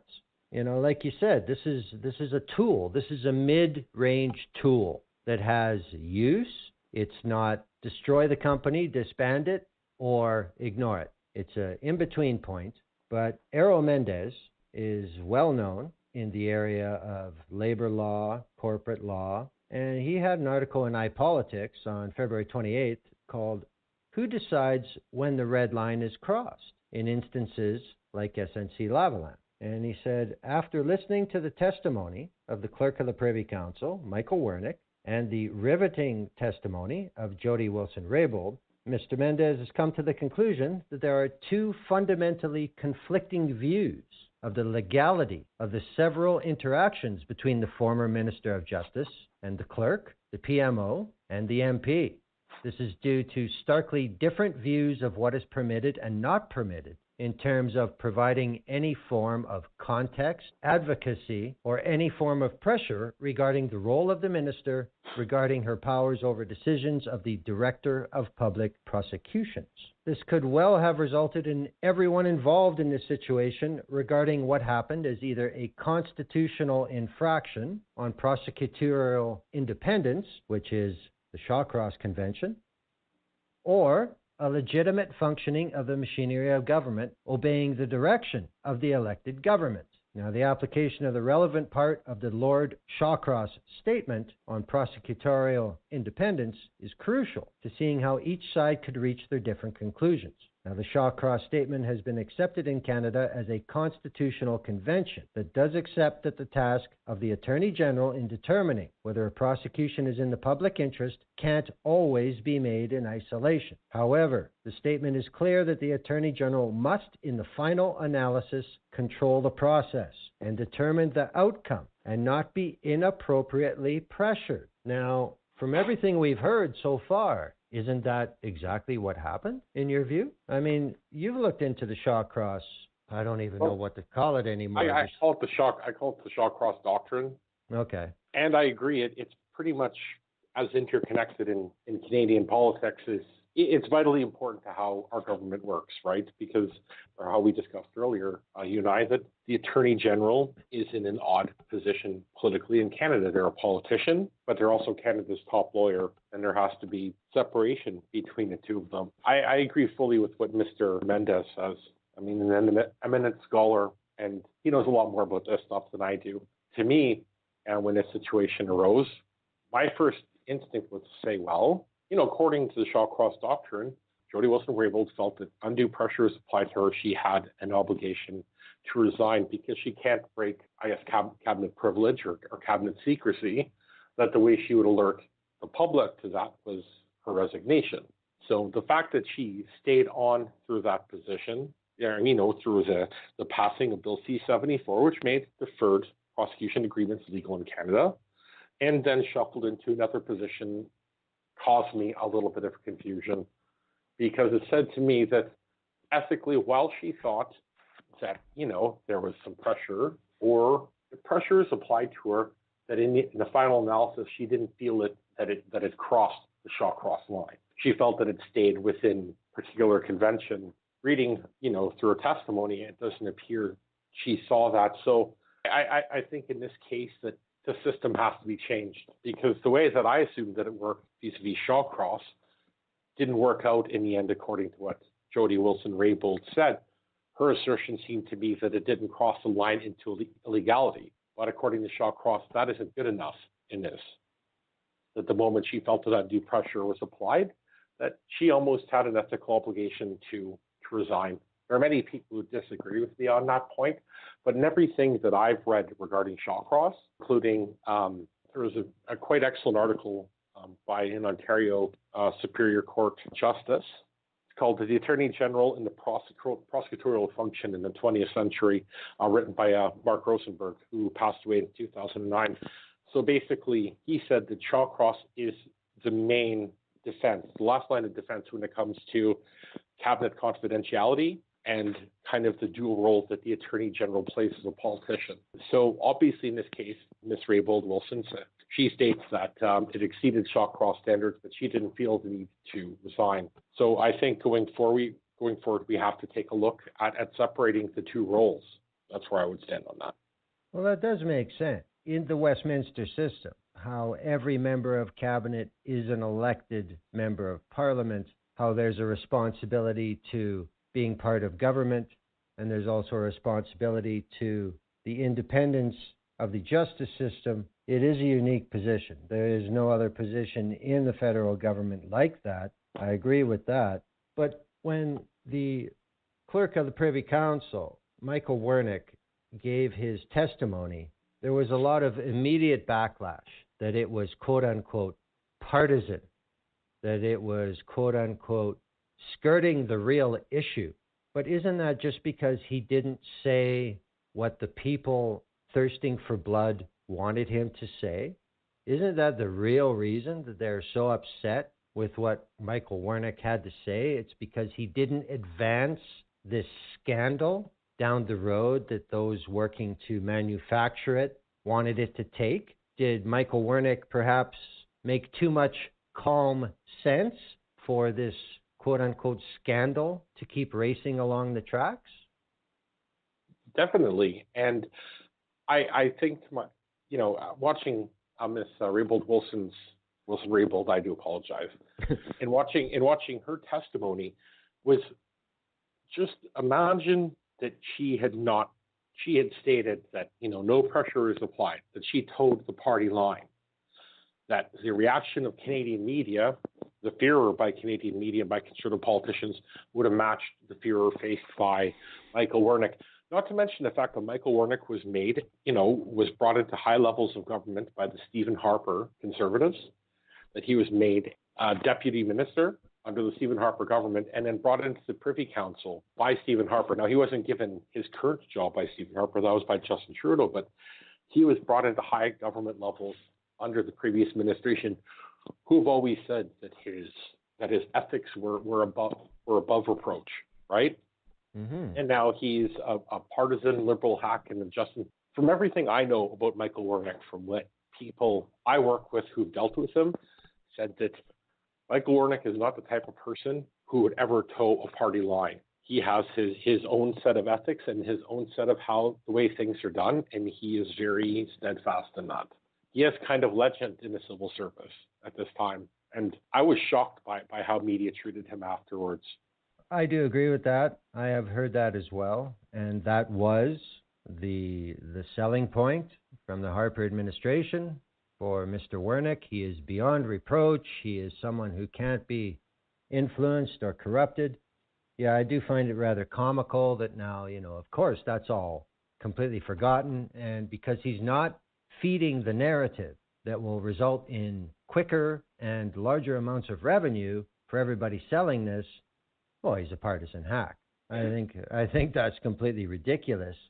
At what point do you have to just accept the word that comes from the people in these positions, because that's the end of the road? I mean, there is no further place to go. I mean, with Ms. Wilson-Raybould's testimony, I think she made it very clear that people from the PMO and the Privy Council and the Ministry of Finance were a pain in the ass.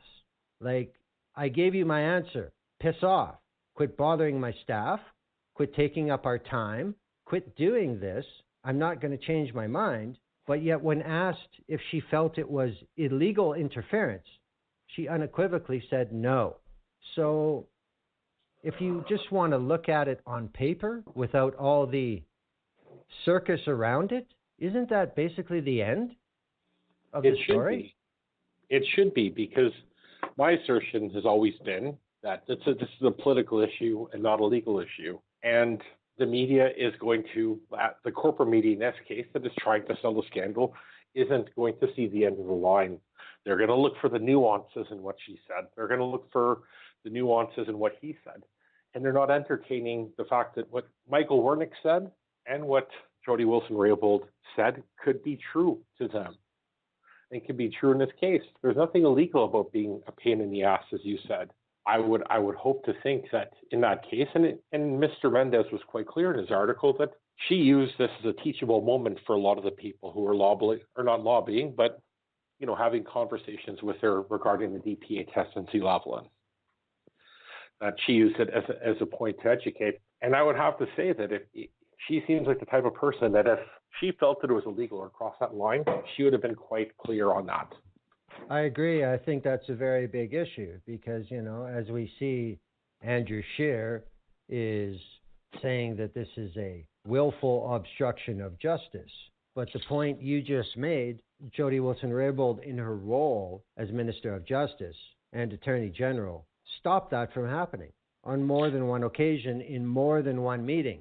When they started to veer to cross that line that would seriously violate Shawcross, she would stop and say, okay, you understand that there are limits to what you can request of me. And then they would back off. We saw that, especially from the PMO. We saw more than one meeting when Wilson-Raybould made that statement. They said, okay, well, we'll get back to you. And they got out of Dodge. Any smart civil servant or government official would hit that point. And frankly, hearing Ms. Wilson-Raybould say that actually kind of changed how I felt about the situation. That it was really smart of her, and then she kept the integrity of her office intact by doing so. The Mr. Scheer going off into saying that it's obstruction of justice, it is honestly laughable. And frankly, it's a waste of parliamentary resources and police resources. I hope that's something in the end that he gets called into the carpet for. It's a teachable lesson. But the truth of the matter is, he's claiming he wants to call the RCMP before we've had a chance to hear from the other principals in the story. I mean, I know there's no way that when Gerald Butt speaks to the committee this week that he is going to be given a fair shake by Canadian press. We haven't heard from a majority of the principals and what their opinions are and what their version of events are. And the fact that he wants to run to the RCMP at this point tells me that he is really trying to sell us a bag of wind. And that's basically what this is. Well, I default again. There are no new players in Ottawa, unfortunately. Andrew Scheer, in my opinion, was the worst Speaker of the House in the history of the Parliament of Canada. And for him to talk about obstruction of justice when he sat in that big chair and said absolutely nothing time and time and time again about what went on from the government that put him in that chair. The prorogations to avoid votes of confidence, the contempt of Parliament, the first ever charge of contempt of Parliament in the history of the Westminster system, which is the system of government for over 2 billion people. For him to talk about this being an obstruction of justice against the nation after everything he's been involved with is laughable, simply laughable. There's no other explanation for it. But again, it comes down to partisanship. Would you agree with me, Neil, when I say that the biggest backlash from media about calling people liars is because they're not hearing what they want to hear? Exactly. And to your point again about Andrew Scheer, you're talking about Andrew Scheer, who, as the Speaker of the House of Commons, had his writing shift cash to the Tory campaign that was ensnared in a robocalls probe.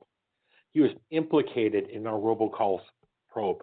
He's never answered to that as far as I'm concerned. For him to call anyone else a liar or to claim illegality is laughable because he has no moral high horse to sit on as far as that's concerned.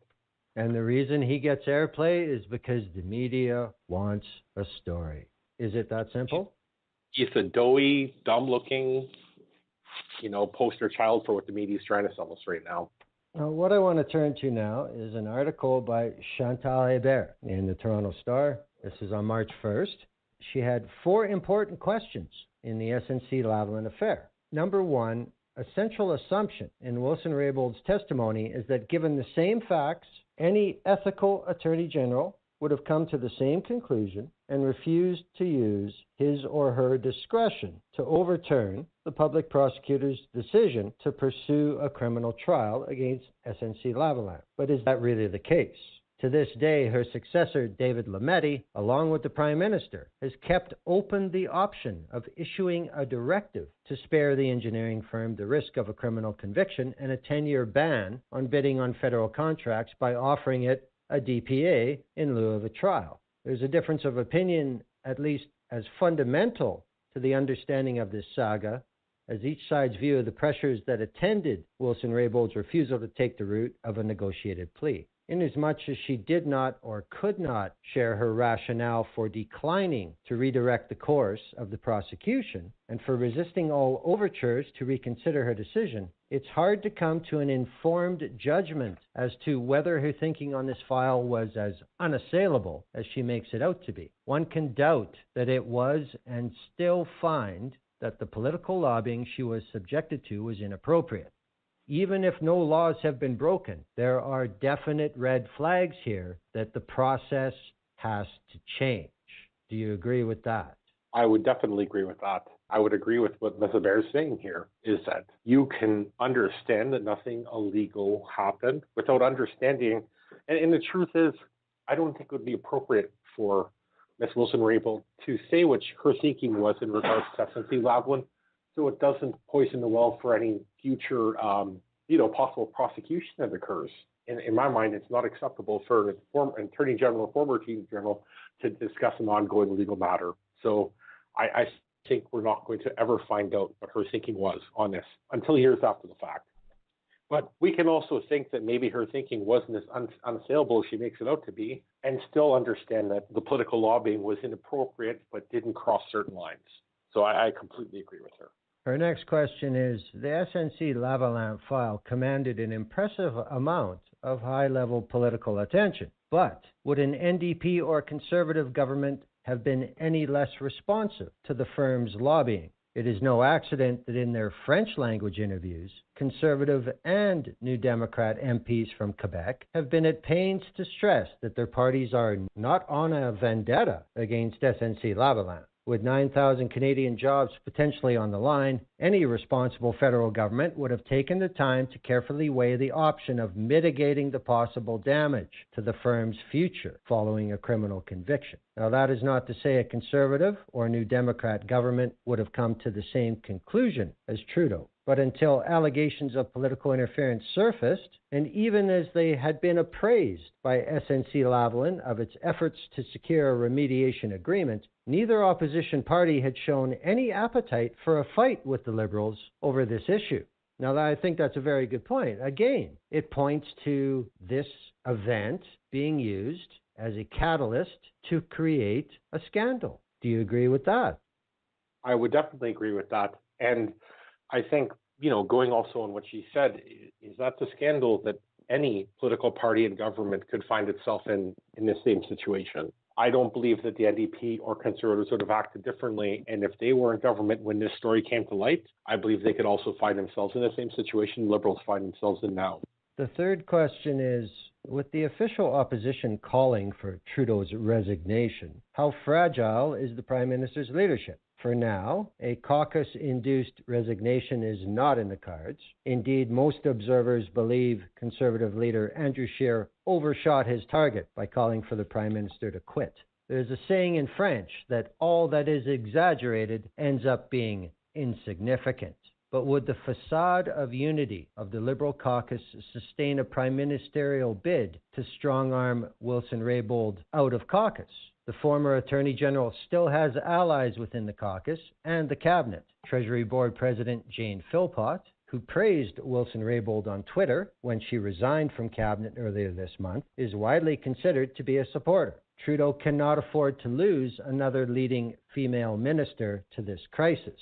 So that brings up the question of, with the timing, with the election coming in October, how hard does Trudeau push on his own people before he triggers an actual crisis within his government?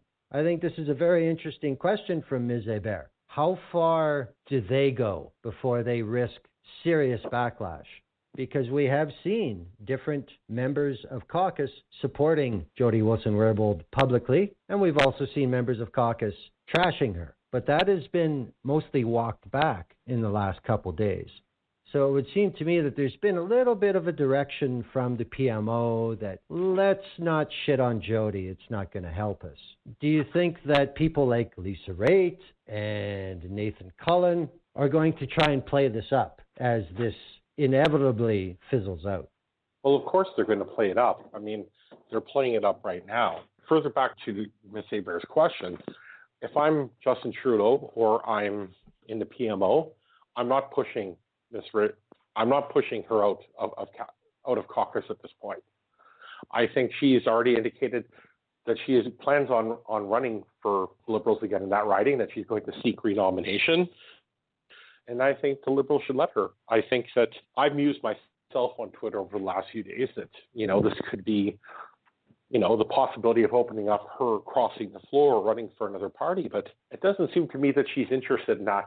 And I think that if Justin Trudeau pushes it too far, that it is going to create a crisis. And he doesn't, frankly, strike me as a type of leader who would do that. I'm hoping that they can find a way to work together through this at this point. This could be an incredible teaching moment for the party itself and for the Prime Minister. I think having that voice around the caucus table is beneficial for the Liberal Party. But I do think that if he pushes and he basically tries to sweep her out of the door, that this is going to cause a crisis within the party itself. Well, as far as the subject of crossing the floor goes, I mean, this has really picked up momentum the last couple days. Basically, I mean, it's just based on interpretation from her own testimony is the only place I see that. There are some in British Columbia who are on the bandwagon that she's going to cross the floor to the Conservatives, which I find to be bizarre. I don't see how that makes any sense whatsoever. I think we're discussing the same thing here. I believe it's Paul Doroshenko. Yes. He's had some dealings with Jody Wilson-Raybould herself when she was a prosecutor in British Columbia. And his assertion was that if you look at her record as Attorney General, that she kept a lot of Stephen Harper's policies in place and pushed some borderline conservative policies as the Attorney General. I guess from a policy standpoint, it might fit for her to go there. Jody Wilson-Raybould doesn't strike me as the type of person who would allow herself to be used, but you'd have to think that having her in the Conservative caucus would clear up some of the massive blind spots that party has. It does make sense, but knowing what I know of her, I could never see that happening. Well, I don't see how it would do anything but completely destroy her credibility with her own Indigenous community in British Columbia. And with Canadians themselves, too, though, right? She's now built up a reputation as being a truth teller, as being somebody who's unafraid to stand up to either the PMO, which is what you need in an Attorney General, right? I think any move for her to cross the floor to the Conservatives would destroy that. It really would. Well, the only comparison I can directly think of in a scenario like that would be Brenda Stronach. So, yeah, we'll move on from that. The other thing is, the only other crazy thing, what if she crossed to the NDP, won re-election? She could be the next leader of the NDP. Yeah, I mean, in the same sense, though, for her with the NDP, is what held Nathan Cullen back from being leader was the fact that he couldn't speak French. I mean, I guess in a vacuum it would make sense, but when you kind of look at her policy positions and how she handled herself as Attorney General, I don't think that there's a fit other than, name and her stance on reconciliation. Her stance on legal issues is not even in the same side of the political spectrum as the NDP. I think that might cause a problem. I agree. I mean, from what we know about her, from her history, from her actual history within this government, I don't see any other party that she could fit in besides the Liberal Party of Canada. And I think if I'm a Liberal, I keep her in the party. As we said earlier, my hope for this entire affair is that in the end, some new rules are drawn up in regards to keeping the roles separate and cabinet separate from the Attorney General. And I think she could be an incredible voice on that she can actually maybe even perhaps lead that type of reform. I think having her in the Liberal Party benefits the Liberal Party. The fourth question Ms. Hebert brings up, I think, is one that nobody has paid attention to yet, and that's typical for Chantal Hebert. What about the NDP and Green Party leader Elizabeth May's call for a public inquiry? A strong case has yet to be made that it would accomplish any more than the current work of the Justice Committee. Now, yes, by virtue of its majority, the government does have some control over the work of the parliamentary committees. But the Liberals, like the opposition parties, are under intense public pressure to be on their best behavior. On that score, it probably hurts the government's case that the Prime Minister has yet to volunteer a more comprehensive accounting of his action. That is not for lack of forums to do so. The last thing Trudeau needs these days is to be seen to be playing hide and seek with Canadians. So far, predictions that the committee would turn into a circus have not overly materialized. That may change when Gerald Butts testifies next week. But some of the cooler opposition heads sit on the Justice Committee. And in an ideal world, the notions that Canadians are more interested in finding out as much as they can about this affair than in political grandstanding will continue to prevail. But given the delays that would inevitably attend the orderly setting up of a public inquiry, the Justice Committee's work, as imperfect as it may be, offers their best and perhaps only chance of getting a more complete picture in time for the October election. I think that's a huge point. You want to set up a public inquiry over this? Okay, so what? We'll have the report in 2021? How does that accomplish anything? It doesn't. And as she said, how Jagmeet Singh and Elizabeth May are calling for that. I haven't really heard a lot of that same calls for public inquiry from a lot of the main conservatives. I agree with you. Yeah, so if we're going to find out what happens before the next federal election, yeah, let's call a public inquiry. And it also gives the Liberals a lot of fallback, right? They can say, well, leading into this election, we got to wait to hear what the inquiry is going to have to say and suggest regarding this. Our assertions are we have done nothing wrong, and we haven't been proven to do anything wrong yet. And it gives them an excellent stand for that. And truthfully, I believe that the Justice Committee is the best way of doing that, and also the investigation being run by the Ethics Commissioner at this time. There's only ways that we're going to find answers before the 2019 election. And if that's what we're looking for, then that's the course we should stay. Well, hopefully, with Mr. Butts appearing before a committee next week, I'm sure it's orchestrated. I'm sure there's absolutely no possibility that he doesn't know what he's going to say at this point. But this is how business is done. This is how it works. So it will be interesting, but I expect a measured rollback of the outrage that's being manufactured about this event. Hopefully the truth will be the basis for that, but we'll see what happens. What I wanted to turn to now was a little bit about Jody Wilson-Raybould, the woman. Oh, yes. Because, of course, this can't be avoided. The first thing I want to talk about is Jennifer Ditchburn over at IRPP, Policy Options. Wilson-Raybould's story has ring of familiarity for working women.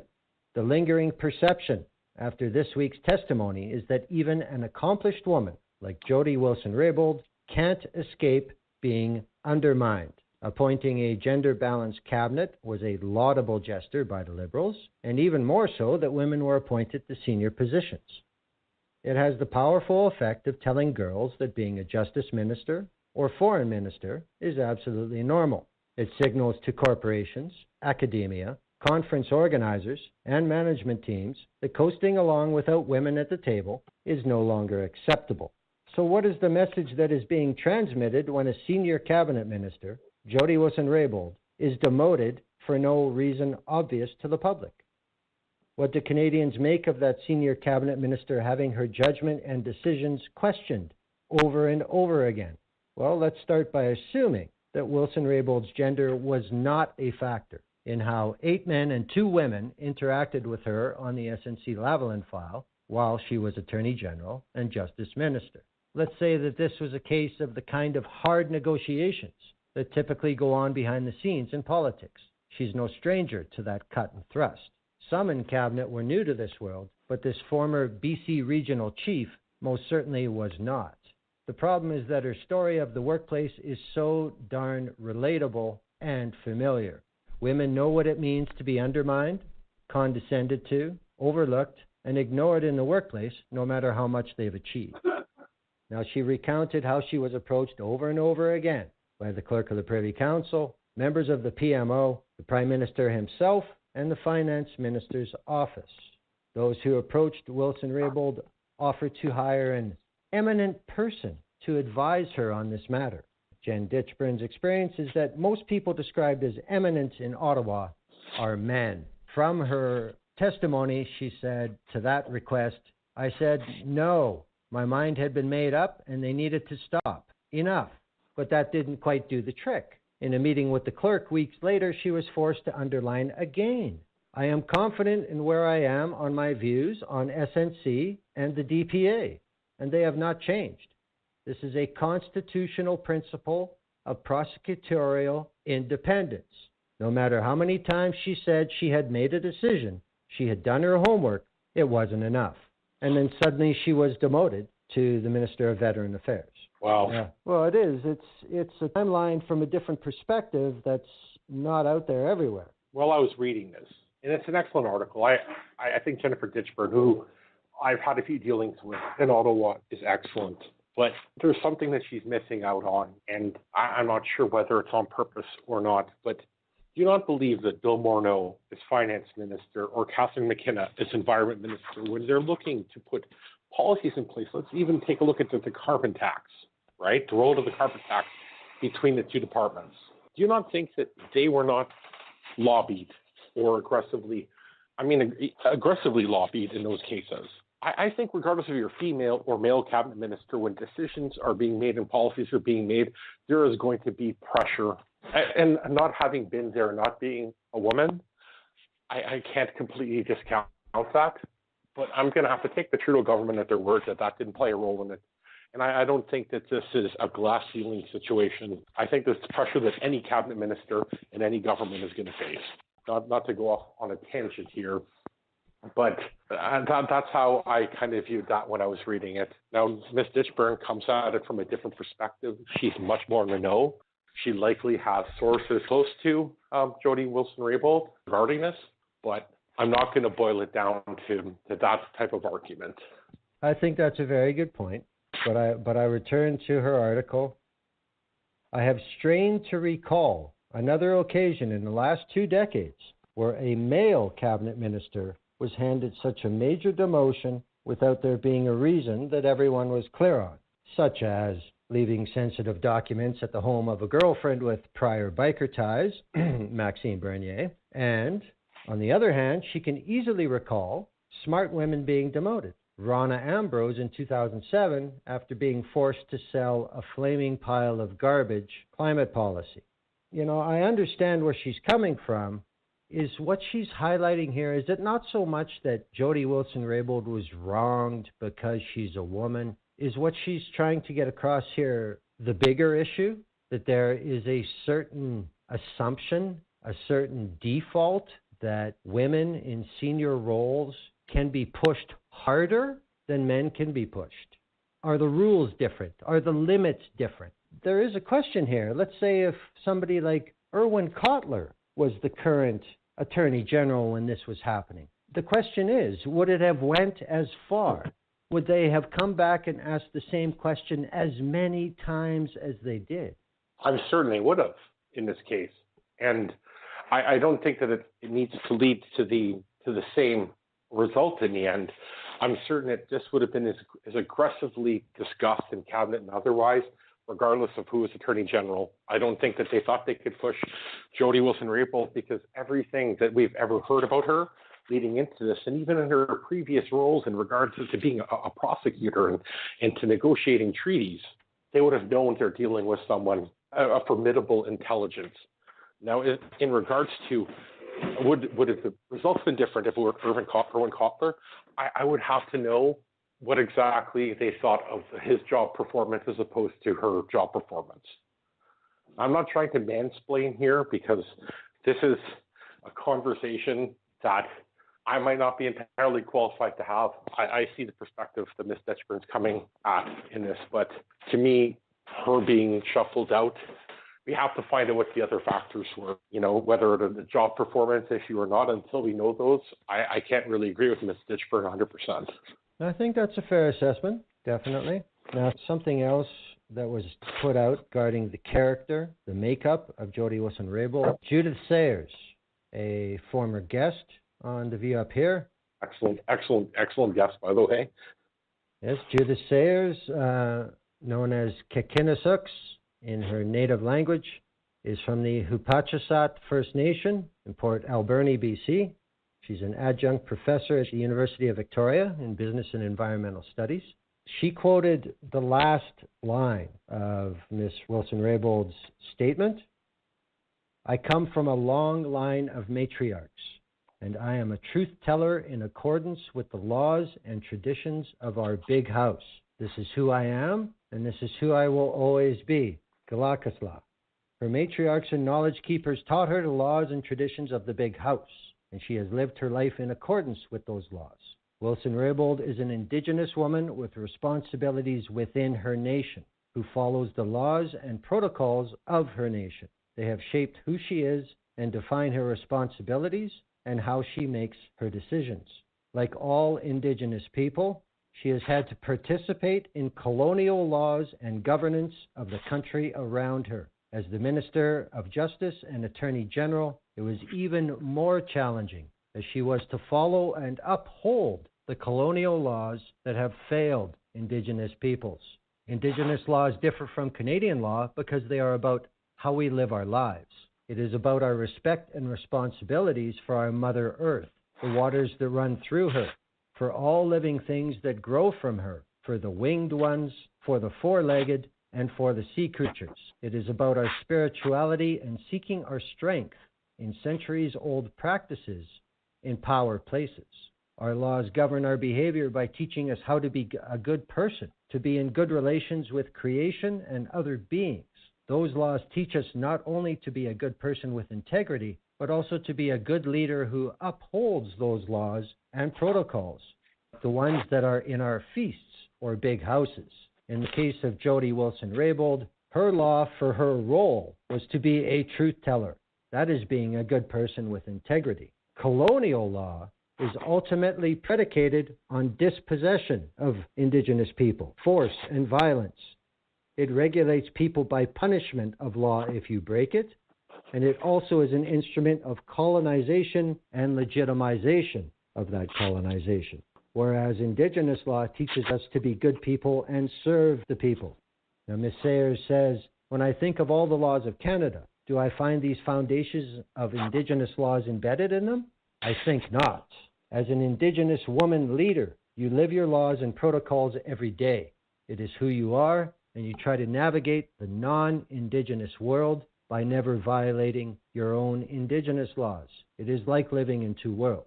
Ms. Sayers says in her life, she would not do any work that dealt with oil and gas, LNG, Site C, smelters, and other developments that would impair in whole or in part the Indigenous rights and the habitats that sustain them. She understands it limited her work, but she had peace of mind in only putting energies into things she believed in, and she felt she was upholding Indigenous laws.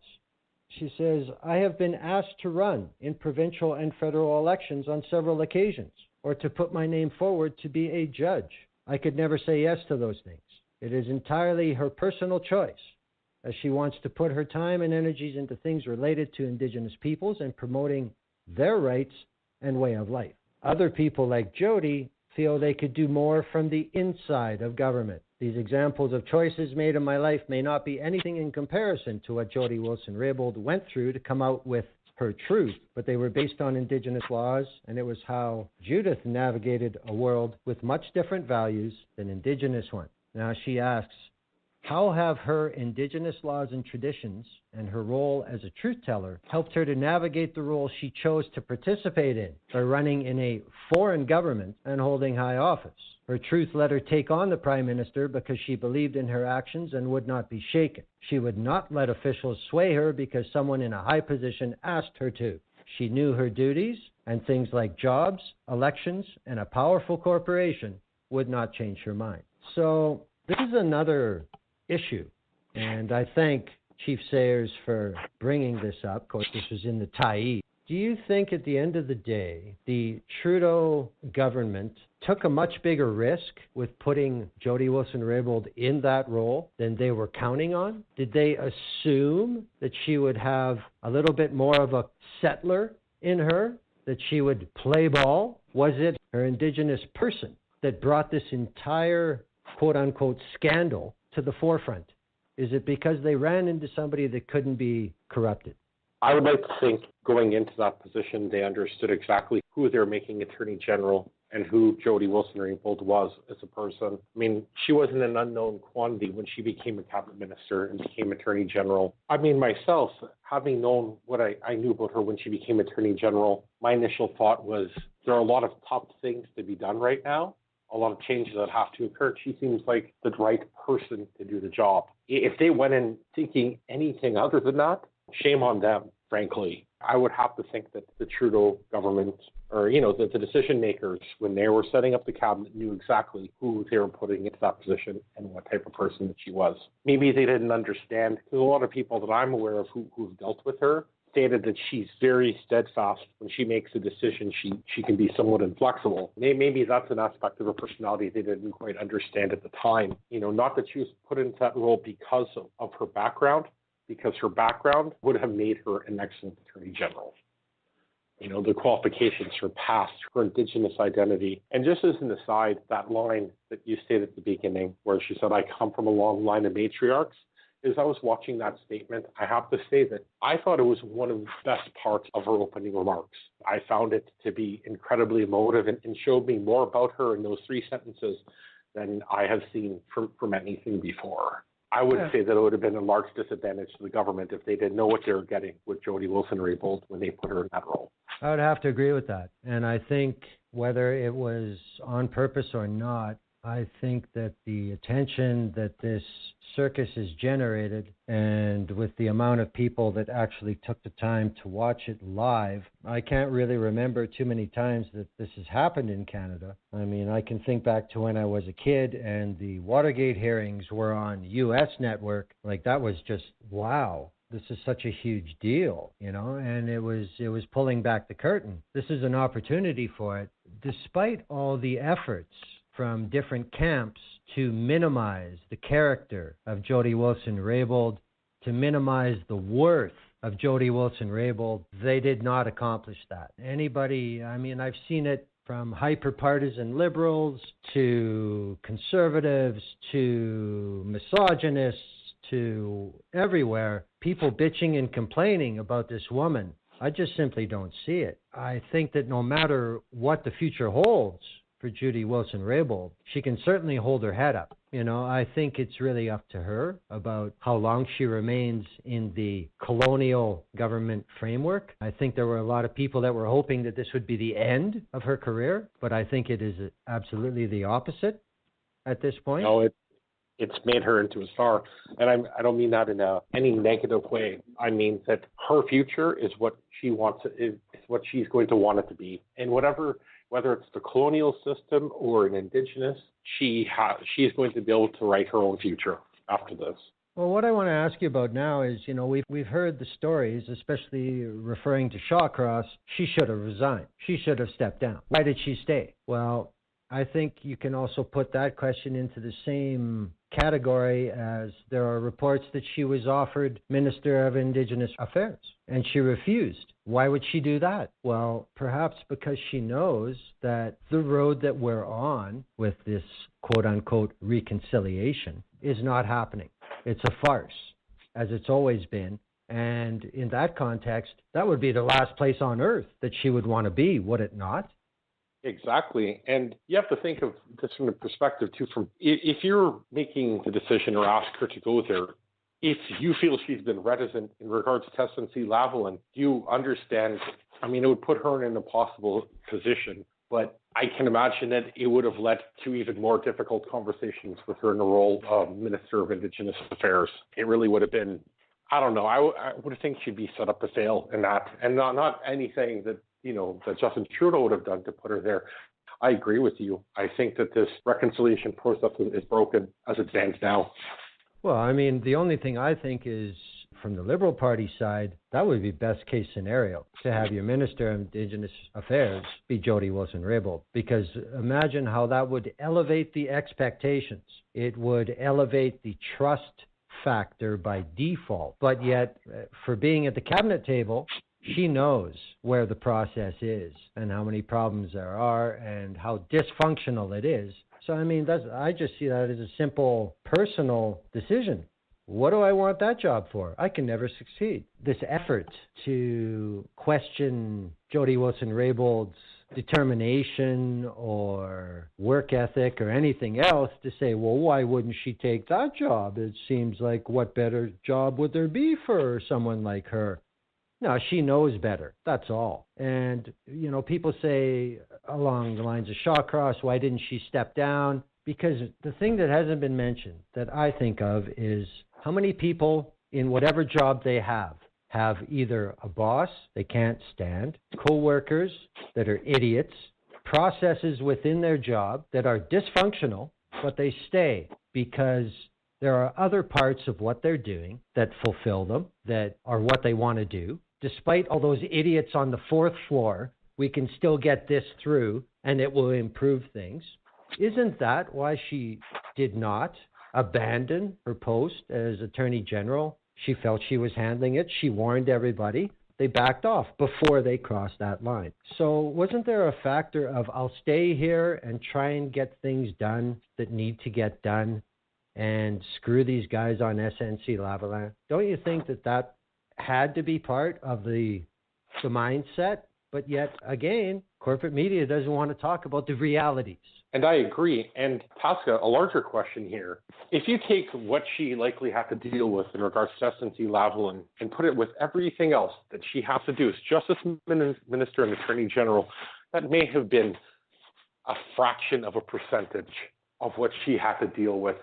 If we're saying that maybe she had 25 to 30 conversations regarding this, out of the thousands of conversations that she would have in a year, it probably occupied very little amount of her time. There are probably other reforms and things that she was doing that she wanted to see through. Now, you raised an excellent point when you said that she warned in advance that they were put to cross, this Shawcross line and warns them off, then there really is no need for her to resign. My only concern was that if something that crossed the line, the independence of her office was taken from her, I'm hoping in that case, that's when she would have resigned to bring light to the situation. Now, her testimony gave us a much more nuanced view of that, right? So I can only think in this case that she felt that the independence of her office wasn't taken from her. She was still able to effectively do her job, and that's why she stayed. That being said, that's only speculation on my behalf, but, judging from what I saw in her committee testimony, that she felt that line may not have been entirely crossed.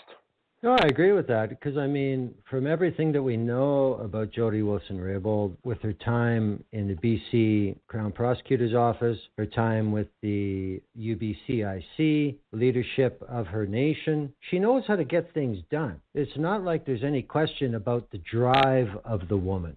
She's used to getting things done. So, it only stands to reason that if you have asshole bosses who are pressuring your department, as long as you're getting your stuff done and you can tell them to go piss up a rope and things are going in the direction you want them to, then that's what's going to happen. And I kind of question, why is that standard not being held here immediately? Is it because she's a woman? Is it because she's Indigenous? Or is it because she's now become the opposition? It's not an equal footing by any means, the way this is being played out.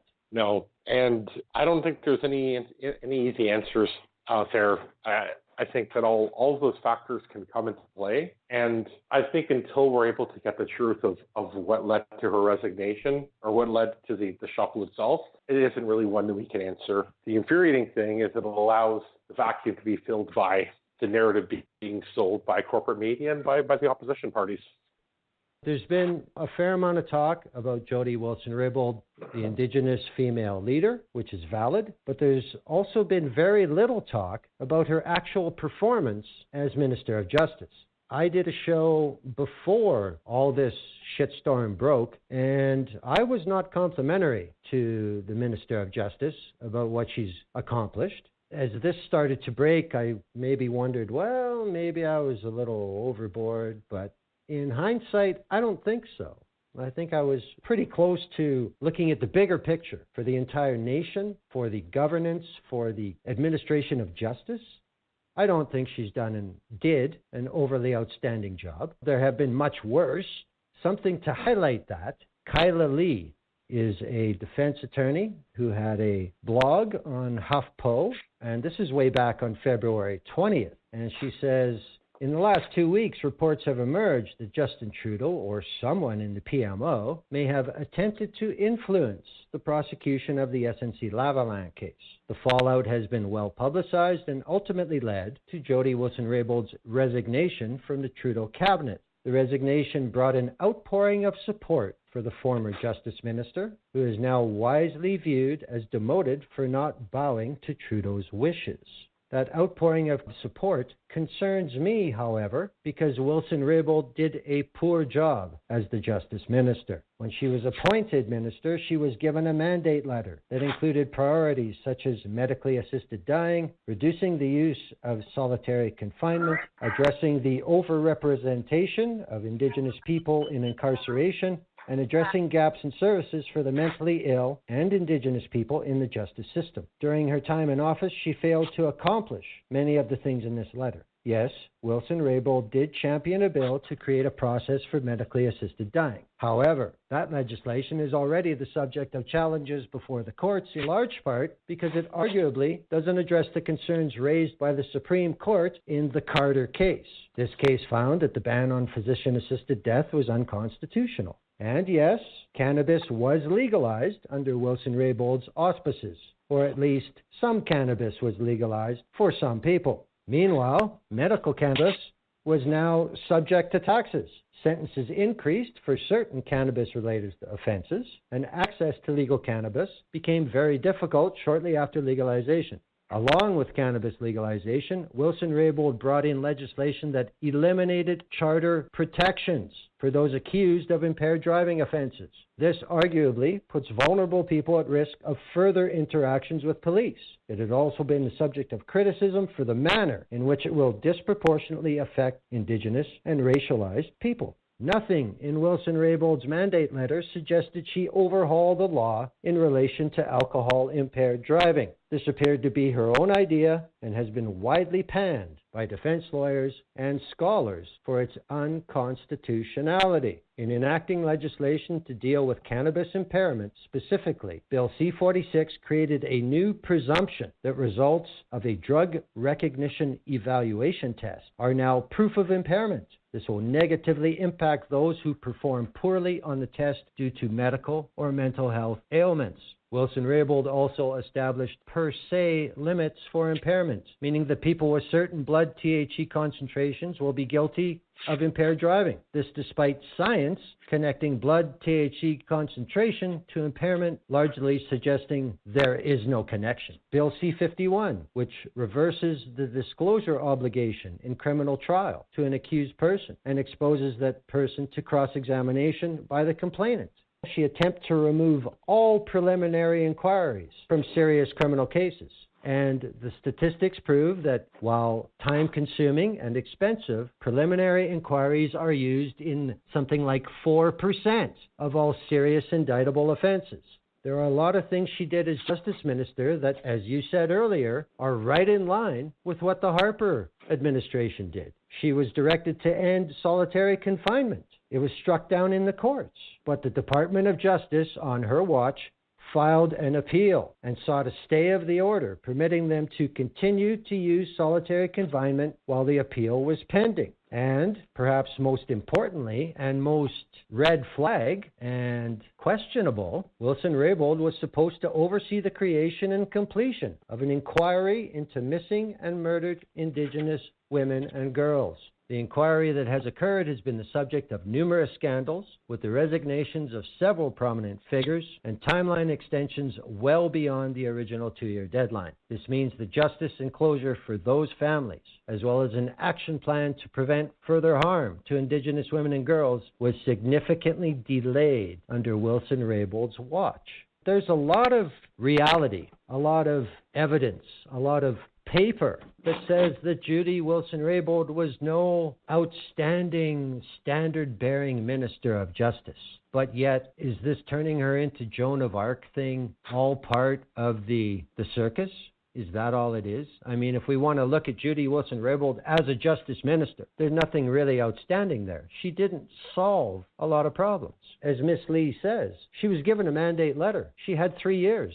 She didn't do a whole lot on it. How does this affect this circus? Or is it just completely going to be ignored? Maybe she was moved out of justice because she just wasn't doing her job.